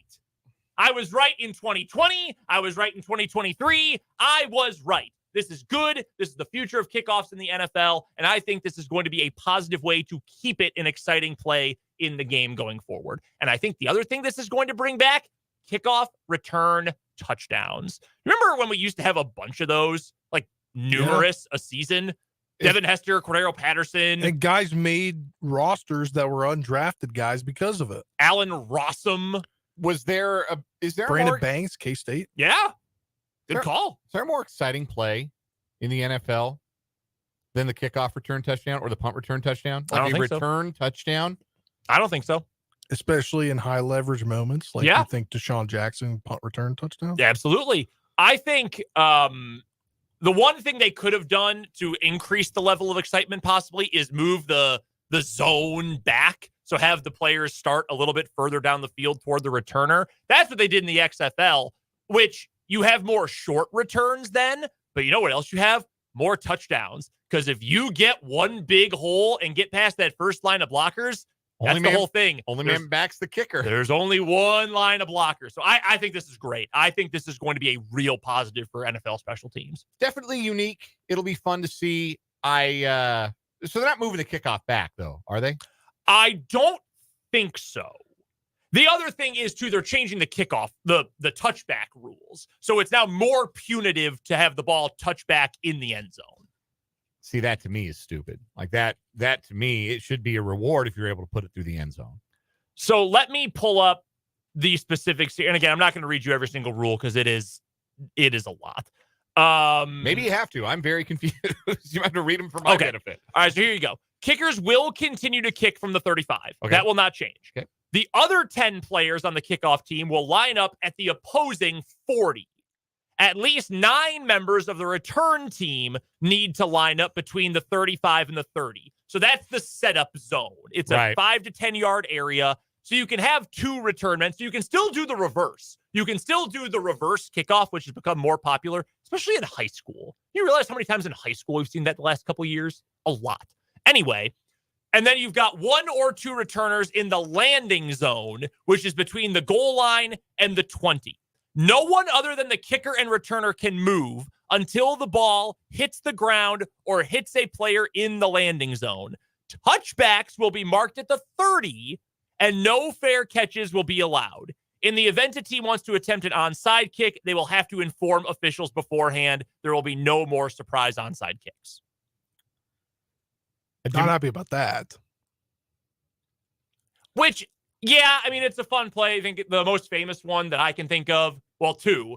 One in the Super Bowl. New Orleans in the Super Bowl. That's number 1. Pat McAfee also did a pretty sick one year while he was kicking off for the Colts, where he kicked it to himself. I think he did it more than once in this. He might have, actually. So yeah, that is the setup. I hate moving the touchback up to the 30. I hate it. I hate it. I think the reason they're doing that is to try to make sure there's always a kickoff return.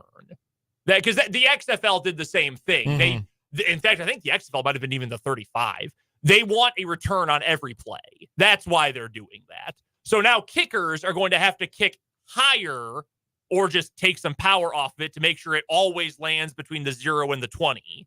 And then the goal is a return on every play. Yeah, I don't know. Or every kick. I was for this before, but now that they're basically gaming the rules to make sure there is always a kickoff return, I'm out. I'm out on this. It does change the strategy a lot. Yeah, because touchback, but you start at the 30, 2 first downs, you're in field goal range. So here is especially playing indoors. Yeah, no, that's certainly true. That's all you need. 3 first downs, and you're in scoring range. With how good kickers are these days, for sure. This is from Kevin Seifert of ESPN, by the way. So the reason for the change is clear. It's an effort to reduce concussions on kickoffs. They've changed a bunch of rules, obviously, moving the kickoff from the 30 to the 35, outlawing the wedge and the double teams. And then last year, the fair catch rule that allowed the ball to be spotted at the 25 if you caught it and fair caught it inside the 25. Touchback rates dramatically increased over this last few years period, the last 15 years. And the return rate last year was a record 21.7%. Less than a quarter of all kickoffs were returned last year. That is kind of crazy. And I agree that feels a little too punitive for the touchback, but if you want to bring it back into the game, this is the way to do it. This is absolutely the way to get it back into the game. And it's certainly possible that next year they adapt the rule too. But that at least will be the 2024 rule. I am in favor of it. I agree that it's going to take some working out. The three teams voted against it. I know Mark Murphy, the president of the Packers, who was at the owners' meetings today, he said that the Packers organization was not against the rule, but they wanted it to be a preseason rule this year and then enact it the year after to work out the kinks. I like the thought of bringing an exciting play potentially back into the game. I don't like that the expense will be better field position. Like if you're just going to kick it through the end, like Okay, you're playing against a team with a really good kick returner. Yeah, blast it in the end zone, right? Like that's a weapon. You take that out of the game. You take the return man out of the game a little bit, but now it's going to cost you 5 more yards. Yeah, it's a brand new strategy. It really is. I don't dig that. I think that game's already too easy for the offense, right? Sure, it's too easy for the offense. Sure, no, that's true. The thing is, and I saw a lot of Packers fans say, well, why would the Packers vote against this? We've got an all-pro kick returner. This feels like a great thing. Well, the other thing you have to do is cover the kick. So while it's going to be a plus for teams with a good kick returner, it's also probably going to be a big negative for teams that already don't cover well. Yeah. So that's something to keep in mind. Why not just move the kickoff back to the original yard line then? Move it back 5 yards. Honestly, I would have done the same. Yeah. I would have kicked from the 30 and kept the touchback where it was. That's what I would have done. I think that's fair. The other thing that might be interesting, the coverage teams. What do you prioritize? You prioritize speed. You prioritize, you put more corners, wide receivers out there on the kick coverage teams because the speed getting downfield is less important now, right? Mm-hmm. Now you just need guys who are going to tackle. Yeah. So is it more defensive linemen on the kick teams? Is it more linebackers? It's going to change roster composition for sure. I saw more tight ends. Maybe tight ends play a lot of special teams too. You could see bigger guys maybe because you got to use a little more power when you're down there without that running start. So it'll be interesting for sure. There's no doubt about that. First headline for me, we talked a lot about the college basketball coaching carousel yesterday. There were a lot of vacancies being filled. There are a couple, though, that are still out there, and maybe one that might be a new one in a Power 5 league. The two biggest vacancies out there right now in terms of their prominence are Louisville and Oklahoma State. Yep. And obviously Louisville a cut above Oklahoma State historically. We have no idea what's going on with the Oklahoma State job. I haven't read like a shred of speculation on what might be happening there, which is wild to think about because we've known Mike Boynton wasn't going to be coming back, not officially, but we've had a pretty good idea that was going to happen going back to like January. So very strange that Oklahoma State might be dragging their feet a little bit here. I do have one list for Oklahoma State. This is from Adam Zagoria of Zag's blog, and the Wall Street Journal might be where he's writing these days. He's got 3 names for you.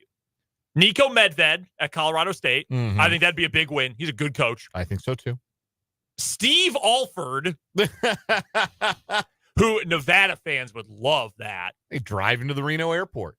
And here's a fascinating one for you. Bryce Drew, whose brother, if you don't know, is Scott Drew. Yes. Just got Grand Canyon to the tournament for the first time. Khan does not appear to have an offensive playbook. I wonder with that, is that the fact that he doesn't have one or can't do it, or is that just fits the guys he has? We don't have a real point guard, so we got one good scorer. Let's just let him cook. Mm-hmm.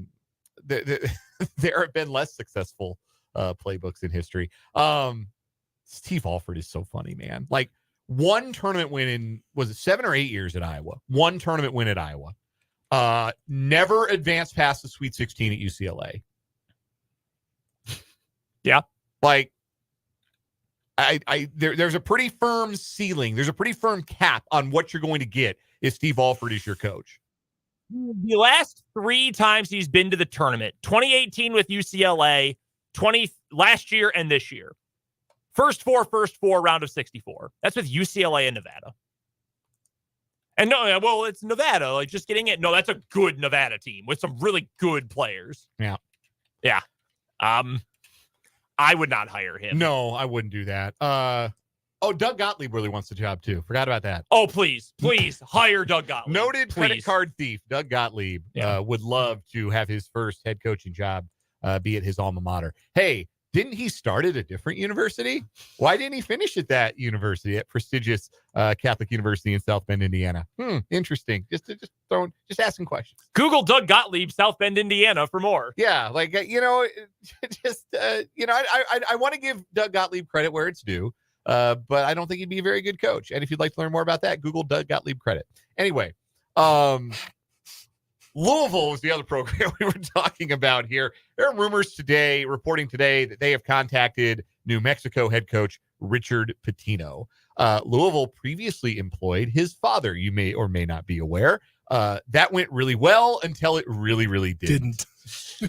And that is the reason that they won their most recent national championship, and also the reason they can't hang that banner anymore, and also largely the reason why Louisville basketball kind of is what it is now. Well, hold Do on they really now. do that again? Let's be fair here. They absolutely did hang a banner. That number 1 ranked in the final regular season poll banner will fly forever at the Center. I've always said that that's what you should do. If they make you take a banner down that says Final Four, like Michigan should just have a banner up that says Fab 5.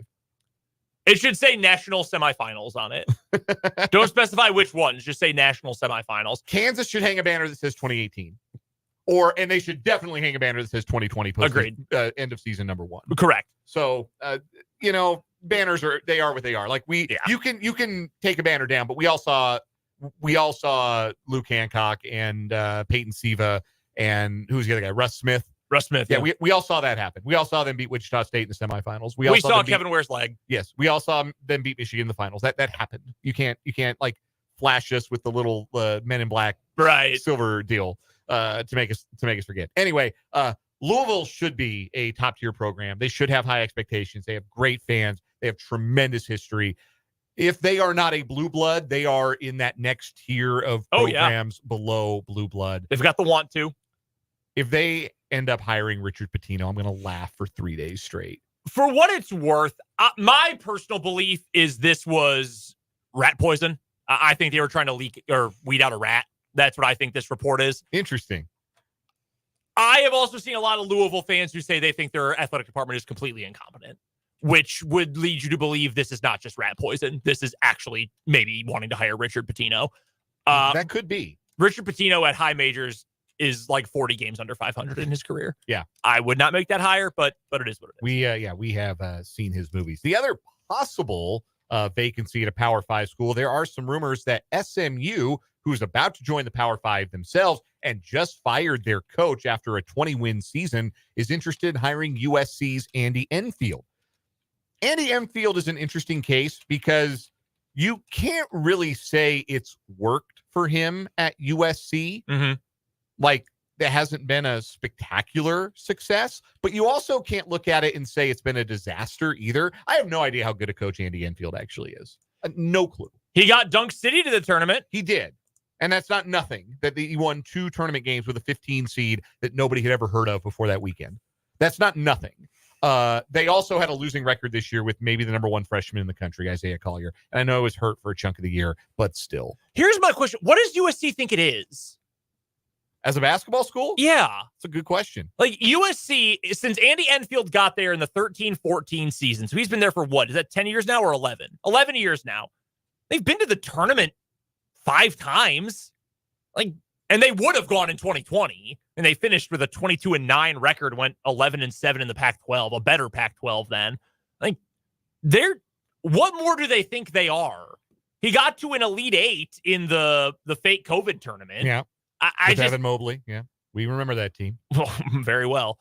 I just don't know what they think they are, I guess. And that would be my question. It's a fair question. And the other part of that equation, too, is what do you think you're going to be in the Big Ten? Like, how does that change your level of expectations? I don't think it's going to be very pretty. Here is one interesting note about this and the rumor that he is Andy Enfield considering SMU. Rodney Peete. Remember Rodney Peete? Yeah. Were you aware that he's a sports talk host in Los Angeles? No. On 570 AM in LA. He said on the radio earlier this afternoon that it's done and that Andy Enfield is going to SMU.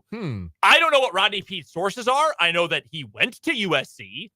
I know that he is a pretty significant piece of USC football history, but is he tied into the basketball moves? I don't know. Is that rat poison? I don't know. If that is the case, though, and that opens another high major job and a West Coast job at that, that's going to make things really complicated in that part of the country, too. Or the other thing with Enfield, too, I wanted to add this in here. Is this a Chip Kelly situation? That he knows the seat is hot and it's probably not going to last all that long in LA. So why not go get a reset somewhere else? Go get out while the getting's good. Yeah. It could be. Yeah. Weird situation, though. got a story here. We're going to stay in college basketball. Let's do it. This is a very bizarre story that's just breaking here while we've been on the air, I believe.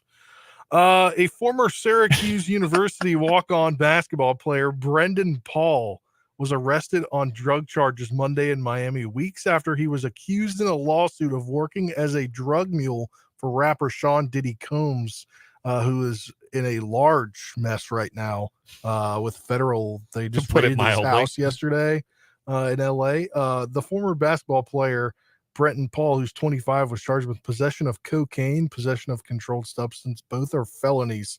But it wasn't initially reported as a basketball player. This circulated on Twitter, and people were like, didn't this guy wasn't he on the roster for Syracuse for a hot second? And he looks totally different. And he's got in the arrest photo, in the mugshot, he's got part of his eyebrow trimmed. Yeah, he's got the little shaved eyebrow thing. I know we joked earlier at the top of the show about Brendan, you and I being college basketball sickos. You got to be a totally different level of sicko to remember this dude's career at Syracuse. He was a walk-on that only got there because he played high school ball with Buddy Boeheim. Yeah. Wait a minute. How far does this go? I saw someone say Jim Boeheim RICO case incoming. Long overdue, if you ask me. Yeah, this is average Big East fan knowledge, probably, but for the rest of America, who? Yeah, I was on Twitter and I saw I can't remember who it was, but they were literally this guy played for Syracuse. He was on Syracuse's roster. Don't know how much he actually played. Finished up at Fairmont State, by the way. Yeah, D2. West Virginia. PSAC, right? No, Oh, they're in the Mountain. the Mountain East. The Mountain East. The Mountain East. Big East to Mountain East. So, and now he's Diddy's drug mule. I would like to make it very Kinda clear. crazy. Brendan Paul, not to be confused with Brendan Dworzynski, also not to be confused with former University of Illinois basketball player Brandon Paul, who was awesome. Had a successful overseas career, I think. Yeah, Brandon Paul kicked ass. That dude ruled. Let's not confuse the two there. This story is crazy. How does one get to be Diddy's drug mule? How did Brendan Paul enter the sphere of influence of That's a great question. Diddy? I need Wright Thompson on this. I need Tom Rinaldi on this. I need Don Van Natta on this. I need our best journalists and investigative reporters to figure out how this dude went from warming Syracuse's bench to running drugs for Diddy. Great question. Great question. That's a 30 for 30, if you ask me. Yeah. I'd watch it. I'd absolutely watch that. Next headline for me as we finish up today's 580 Sports Talk headlines. I want to complain about something really quickly. Pat Chun has spent the last 6 years as the athletic director at Washington State. He is leaving to become the athletic director at Washington. Arch rival, left them for dead, has never treated, and I'm biased here because my wife went to Washington State. I'm rocking Cougs gear today. Washington has never treated Washington State like an equal partner, even though they've been in the same athletic conference for over 100 years, until next year anyway. This is so dirty. This feels so gross. I feel very bad for Washington State.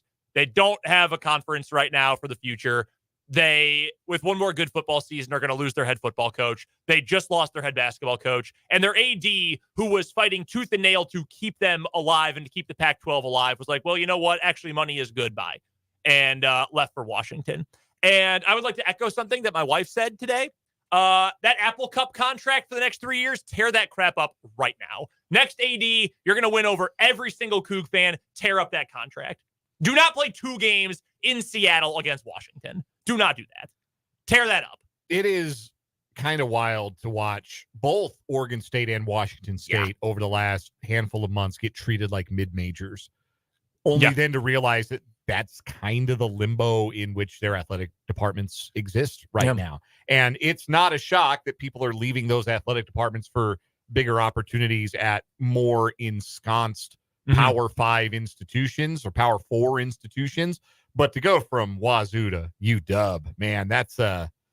That's difficult. That's ugly. That's really ugly. That's gonna hurt some feelings. Anything else real quick you want to get to? No, I think that's good. Why don't we get to a commercial break then? That'll do it for our 580 Sports Talk headlines. Coming up next, home sites for the NCAA tournament opening weekend. Yay or nay? That's coming up on 580 Sports Talk.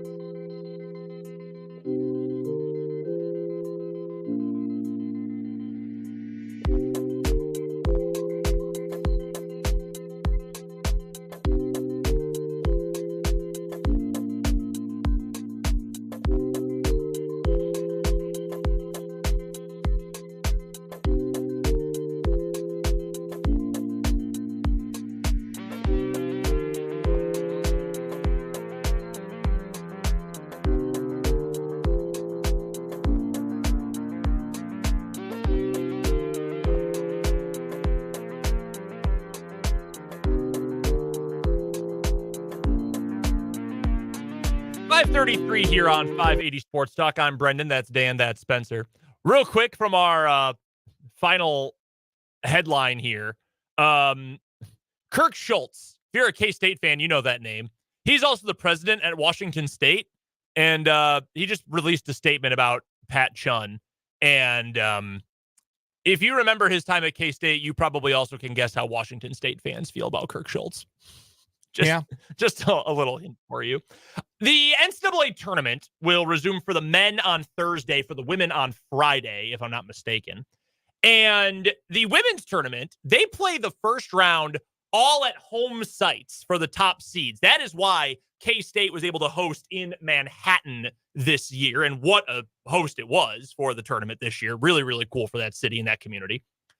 And there's been a lot of talk on social media the last couple of days about why or why not that should be a thing. I have seen strong opinions on both sides. I have seen the opinion that this is a very bad thing, that is an unfair advantage for the top seeds. It makes travel harder for certain teams. It makes travel certainly harder for visiting fans. Spencer, you were telling us the other day that Marshall folks had a hard time getting to Blacksburg because Virginia Tech controls all the tickets. Yeah, so whoever has the home site controls the tickets, which I get, but they don't even give, like you see in football games and the visiting basketball games. You give an allotment, and if you don't, you should at least get that allotment. And if they don't sell out in 24 hours, then you hand it back. Yeah, so that's the downside of it. The upside, the pros of the discussion are, well, it's sick. You get all these crazy great environments. Manhattan was obviously great. Maples Pavilion was going crazy for those Stanford games. You've had some good environments. USC, a pretty, fair weather sports town, but they had a pretty good showing last night when USC played KU. Drew almost 10,000. Yeah. And Caleb Williams was there. Yes, he was. Yeah, he got in his own little firestorm too, because he wore makeup and had a pink phone, and people freaked out about it because why not, I guess. I could go either way on this. I've also seen people go to the extreme and say the men's tournament should do this too, which, whether you think that's true or not, is never going to happen because there's a lot of money that comes with these games, and all the advertising and all of that. So that's not going to happen. But I'm curious. I think I know where you stand on this, Dan. I don't know where my final take on the matter is, because I can see both sides fairly, I think. Yeah, I guess the question you have to ask is, if you went to neutral sites for the women, what kind of crowds are you going to get? Because that's the one concern I have. And that's kind of what the debate was on Twitter all weekend. Mm-hmm. Because I don't think you always get great crowds for the first and second round of the men's tournament. Like, you'll get some markets, some cities that host and will draw really well, will be a destination for fans to go to for that first and second round. And you'll get, a good atmosphere in the building. Like when we were in Wichita a few years back, it was a different deal in a way because Wichita hadn't had the tournament for, I think it was like 20 years before they had it the first, second round in 2018. And KU was there, obviously. So you had a very local interest, but also like there were lots of other fan bases who really showed out. Houston fans came out. Michigan fans came out. The crowds in those buildings were really, really good. I did. Rob Gray's family. Yeah. Loved them. They were so pleasant to sit in front of. Is that so? No, just wonderful. Just so considerate. Anyway, there are other sites, though, you don't necessarily get that level of engagement with the games. And I've been to Salt Lake City for the first weekend. Yeah. I mean, you and I have covered this tournament enough to know that, like, okay, when you've got the team that's close, then you get a really good crowd. When you get like the 7-10 matchup where neither team is particularly geographically close or has a particularly big fan base, then you don't get the same kind of atmosphere. Yeah. And Des Moines was really good last year. Yes, Des Moines was great. Yeah. Like, there are a lot of cities that do the tournament really well that have people come out because it's the event in town. Des Moines, I think, is certainly one of them. Wichita was absolutely one of them. And so they'll come out and their rooting interest will just be for a good game. Yep. And like, it was Houston, San Diego State. that went down to the wire, had like Mm-hmm. like big shot after big shot in the last 2 minutes. Yeah, Rob Gray went nuts in that game. Yeah, had the game-winning layup in that game, and with like seconds left, and the crowd was into it and going nuts. Are you going to get that for the women's tournament the same way you get it for the men? And I'm not saying I'm not poo-pooing that out of hand, but I'm just saying it's not even a sure bet you get it for the men. What I think can differentiate the women's tournament and make the first weekend of the women's tournament exciting, what can be the hook? Because the hook we talked about this, we'll bring it back to what we talked about at the very top of the show.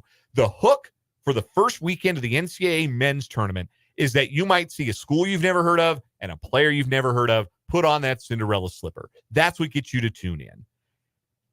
Cinderella's not as much of a thing in the women's game. It's just not. Like, the mid-majors are not caught up to the power programs in quite the same way. You don't have as many upsets. The 2s and the 1s, like, it's happened, but they're not on upset alert, even the same way you would consider the men's to be. The 3s and the 4s, same thing.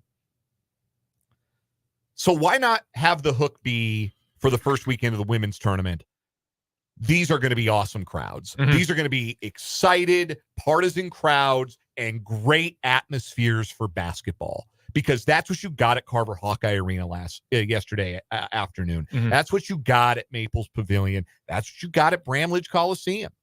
And yes, is it an advantage for the team that gets to host? Sure. Is it insurmountable? No. Did you know that the last 3 years, number 5 seeds have beaten number 4 seeds as often as 4s have beaten 5s? Wow. Now, the 4s are undefeated in the last 3 years of the tournament in the first round. There have been some 5s that have lost to 12s, but we haven't seen a 13 beat a 4, and only went back to the last 3 years to look at this. But in the last 3 tournaments, there have been 8 matchups between a 4 seed and a 5 seed, and they've been evenly split, 4 and 4. 4 to the 4 seed, the home team, and 4 to the 5 seed. So I don't, like, that's where you would think the line is finest, right? Like, if you had told me Colorado deserved to be a 4 and K-State deserved to be a 5, that would have made sense to me, just based on the relative quality of those two teams and their rosters. It just so happened that the committee decided those games are in Manhattan and not in Boulder. Didn't seem to matter much to Colorado. They went on the road and they won, so it wasn't an insurmountable disadvantage. So I like it. I like it as something that differentiates the women's game. I think you're going to get better atmospheres. You're going to get better games. You're going to get a more compelling product for the you would get if you played that in an arena where you might have to tarp off. Like, if you're playing first round games in Kansas City, you're going to tarp off the ends of the upper deck. Like, you're not anticipating selling 18,000 tickets for first and second round games. I think too, back to the point that we talked about for the tickets thing, is the NCAA should step in and make it possible for allotments to happen, because not only did the Virginia Tech game, they sold out their allotment because they offered it to their boosters, their women's basketball season ticket holders, and their men's basketball season ticket holders. Well, there was a big cluster of probably 3 sections that nobody showed up to. Nobody even showed up, but they bought the tickets and tried to sell them on the secondary market. Yeah, that's tough. So, like, right behind Marshall's bench, there was big holes because nobody, one, if you bought them there, you didn't want to sit behind the opposing team's bench. Right. And 2, you were trying to sell them online for upwards of $500. That's crazy. So I think they need to step in that way, because then you'll have like, if you put teams in a regionalized area to where they're able to, the opposing, the teams that's in it, fans are able to go, they should allow that to happen. I do think the fans, for me, the crowd is the number one sell here, because some sites, you're not going to get great environments, but more often than not, you get pretty good crowds and pretty good energy at these tournament sites. And the places that I've been to, that you've been to, they've been mostly good over time. You can rely on that more with the men's game than you can the women's game, frankly. Yeah. And again, I think the tournament does better. The men's tournament, we had this conversation last year after we went to Des Moines, and we're really impressed with the fan support, how full the arena was for all 6 games, and how into it the crowds were.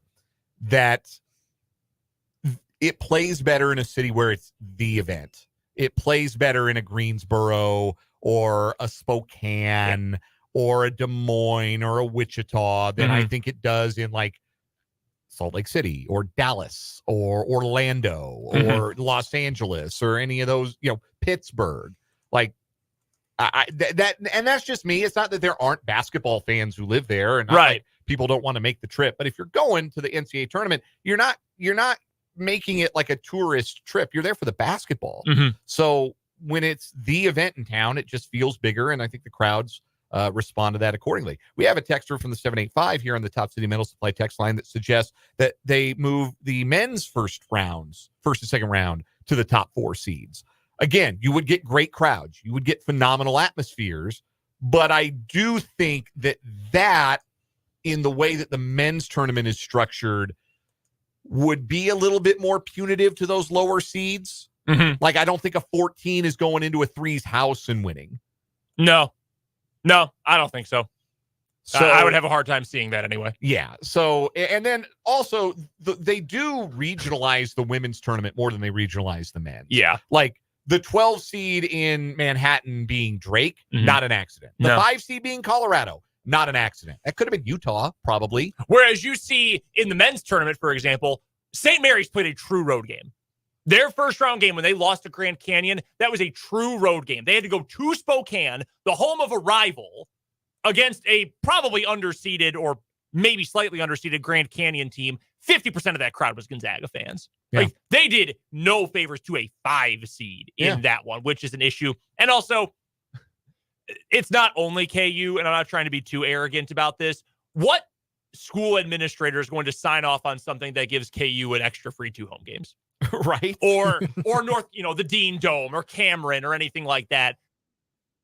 In a perfect world, you'd get the kind of fan energy for both the men and the women equally. But the reality of the situation is you're more likely to get a way stronger home court advantage for a men's game than a women's game. Yeah. I mean, it is what it is. No disrespect intended. It's just the fact of the matter. I just think there are some ways that it's okay for the men's and the women's tournaments to be different. And I think that the differentiating factor being the home sites, I think that works in the women's tournament because it does make for a more compelling TV product than it does when you've got a men's game and it's the 8-9 game between 2 teams that are each 400 miles away from the site, and one might be 1,000 miles away from the site, and it's the first game of the second session, and the crowd doesn't even file in until 20 minutes after the tip-off. And it's not as good to watch on TV as it is to watch what we got to watch in the second round games, in particular with the home teams advancing. We've got more 580 Sports Talk, more of your texts to the Top City Metal Supply text line, and more of your YouTube comments coming up on 580 Sports Talk.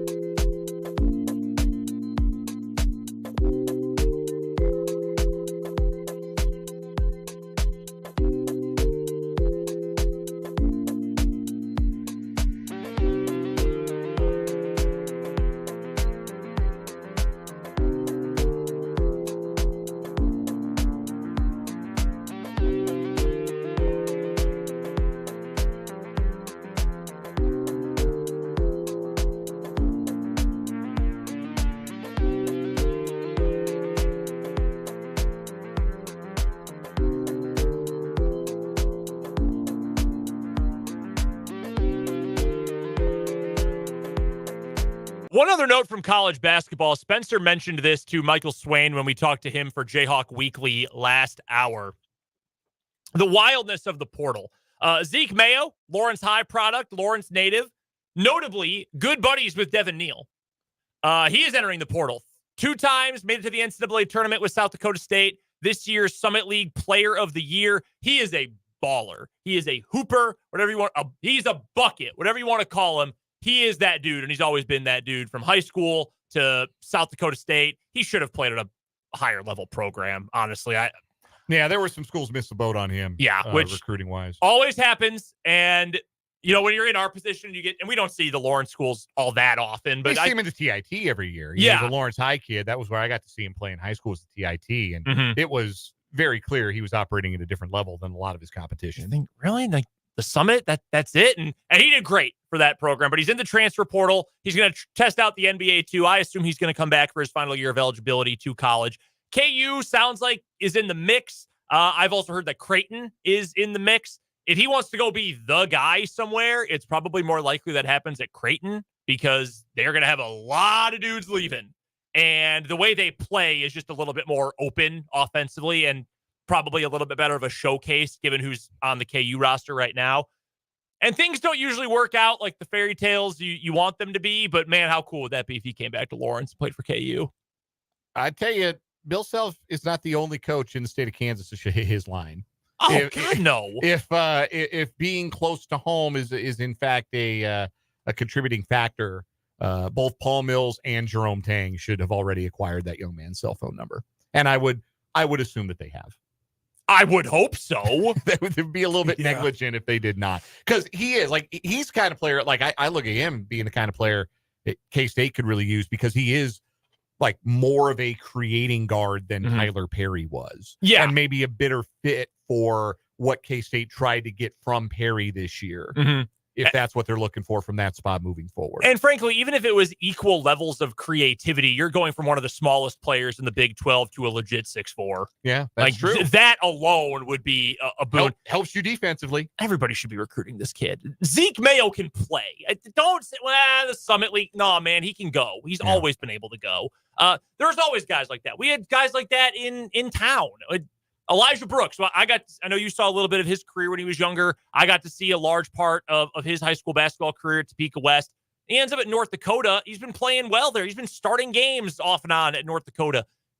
Players can play, man, no matter where they end up. And Zeke Mayo is that kind of guy. I'm really interested in, and we'll get to this a little bit more as the offseason goes on and as the tournament winds down. K-State's targets in the portal are going to be really interesting because I think there's going to be plenty of holes that need to be filled. KU, it's generally, not always, generally you're probably talking about a higher profile kind of portal guy, but you're also looking at more specifics. KU needs a shooter. KU needs a backup ball handler. KU needs a backup big. Like, all very obvious. I think it's a little more open what K-State needs in the portal this year. Yeah, because I think they're still kind of finding out. And probably for high school recruits, too, if we're being honest. What their roster is going to look like for next year. They've already had 2 guys hit the portal, Carter and Finister. Maybe that's it. I mean, the K-State Athletic Department released a statement about those 2 hitting the portal in particular. That may be all the attrition. That may be everybody else coming back. We had heard positive signs about all the true freshmen coming back for next year. I don't know about Kaluma. Maybe he does decide to test the draft waters, but there might not be a ton of attrition, and that would allow then Kansas State to be a little bit more selective with where they go in the portal too. It's kind of a unique situation because we've seen now K-State add a lot of pieces through the portal back-to-back years. Had to in Tang's first year, because you didn't have anyone left. Everyone left except for Ish Masood and who else stuck around? Marquise. Noel. Those are the only, because they were also transfers that had already transferred in before you could get a waiver for pretty much anything now. Then this year you supplemented with 2 really high talent guys, but it really didn't work. And there were other extenuating circumstances too. I'm interested in what the approach is this year. And Tang was so confident in the approach at Media Day. If you go back, if you remember the quote where he said, I had dudes who turned us down who were texting me all year saying, I wish I'd been a part of that. That's a pretty big claim to make for a coach with 1 head coaching season under his belt. I'm curious to see what the approach is, what the aggressiveness is with portal guys this year for K-State. Coming up next, we will wrap up this edition of 580 Sports Talk with the final word.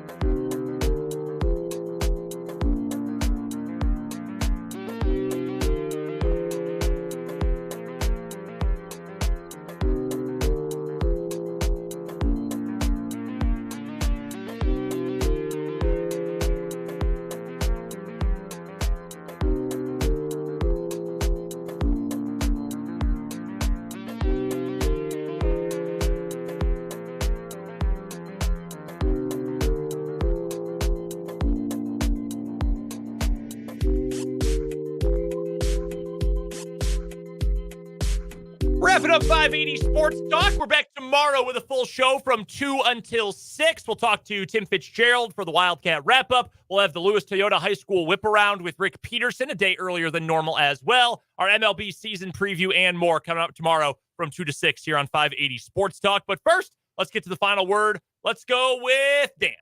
I like the NFL very much. You could even say I love the NFL. I have a favorite team. I'm fortunate enough with you guys to get to cover the best team in the NFL. And I like to watch the games, but I'm not wild about a Wednesday, Christmas Day NFL doubleheader or a week full of NFL on every single night. I don't need that in my life. It's okay not to have an NFL game or an NFL something shoved in my face every single day of the week. Less is more, NFL. Less is more. Mine would be it's the eve of the longest marathon in sports, it feels like. But I love baseball season. Sad I'm probably not going to get to go to a Nationals game this year. But love baseball season. And one thing about baseball that I like is you don't have to watch every game. Mm-hmm. Because there's so many. There's so many of them. But you can still like be connected with every game via the MLB app. Are we going to see the Nationals in town this year? Are they coming to KC? No, I think the Royals are going there. Both the Nats and the Rockies host the Royals this year. Yeah. So Oof. Bummer. That's tough. But yeah, my final word is it's the eve of the real opening day. Final word for me today. I want to give a shout out to the Kansas women's basketball team. Knocked out in the second round, just like their male counterparts, but really strong end to the season. Nothing to hang their heads about. And a big shout out to Zakiya Franklin, Tiana Jackson, as well as Holly Kerskeeter for some really, really impressive careers in KU Crimson and Blue. By the way, Samaya Nichols, stud, know the name. We're back tomorrow from 2 to 6 with a full show. Again, Pistol and Fitz will join us. Until then, for Dan, for Spencer, I'm Brendan. This has been 580 Sports Talk.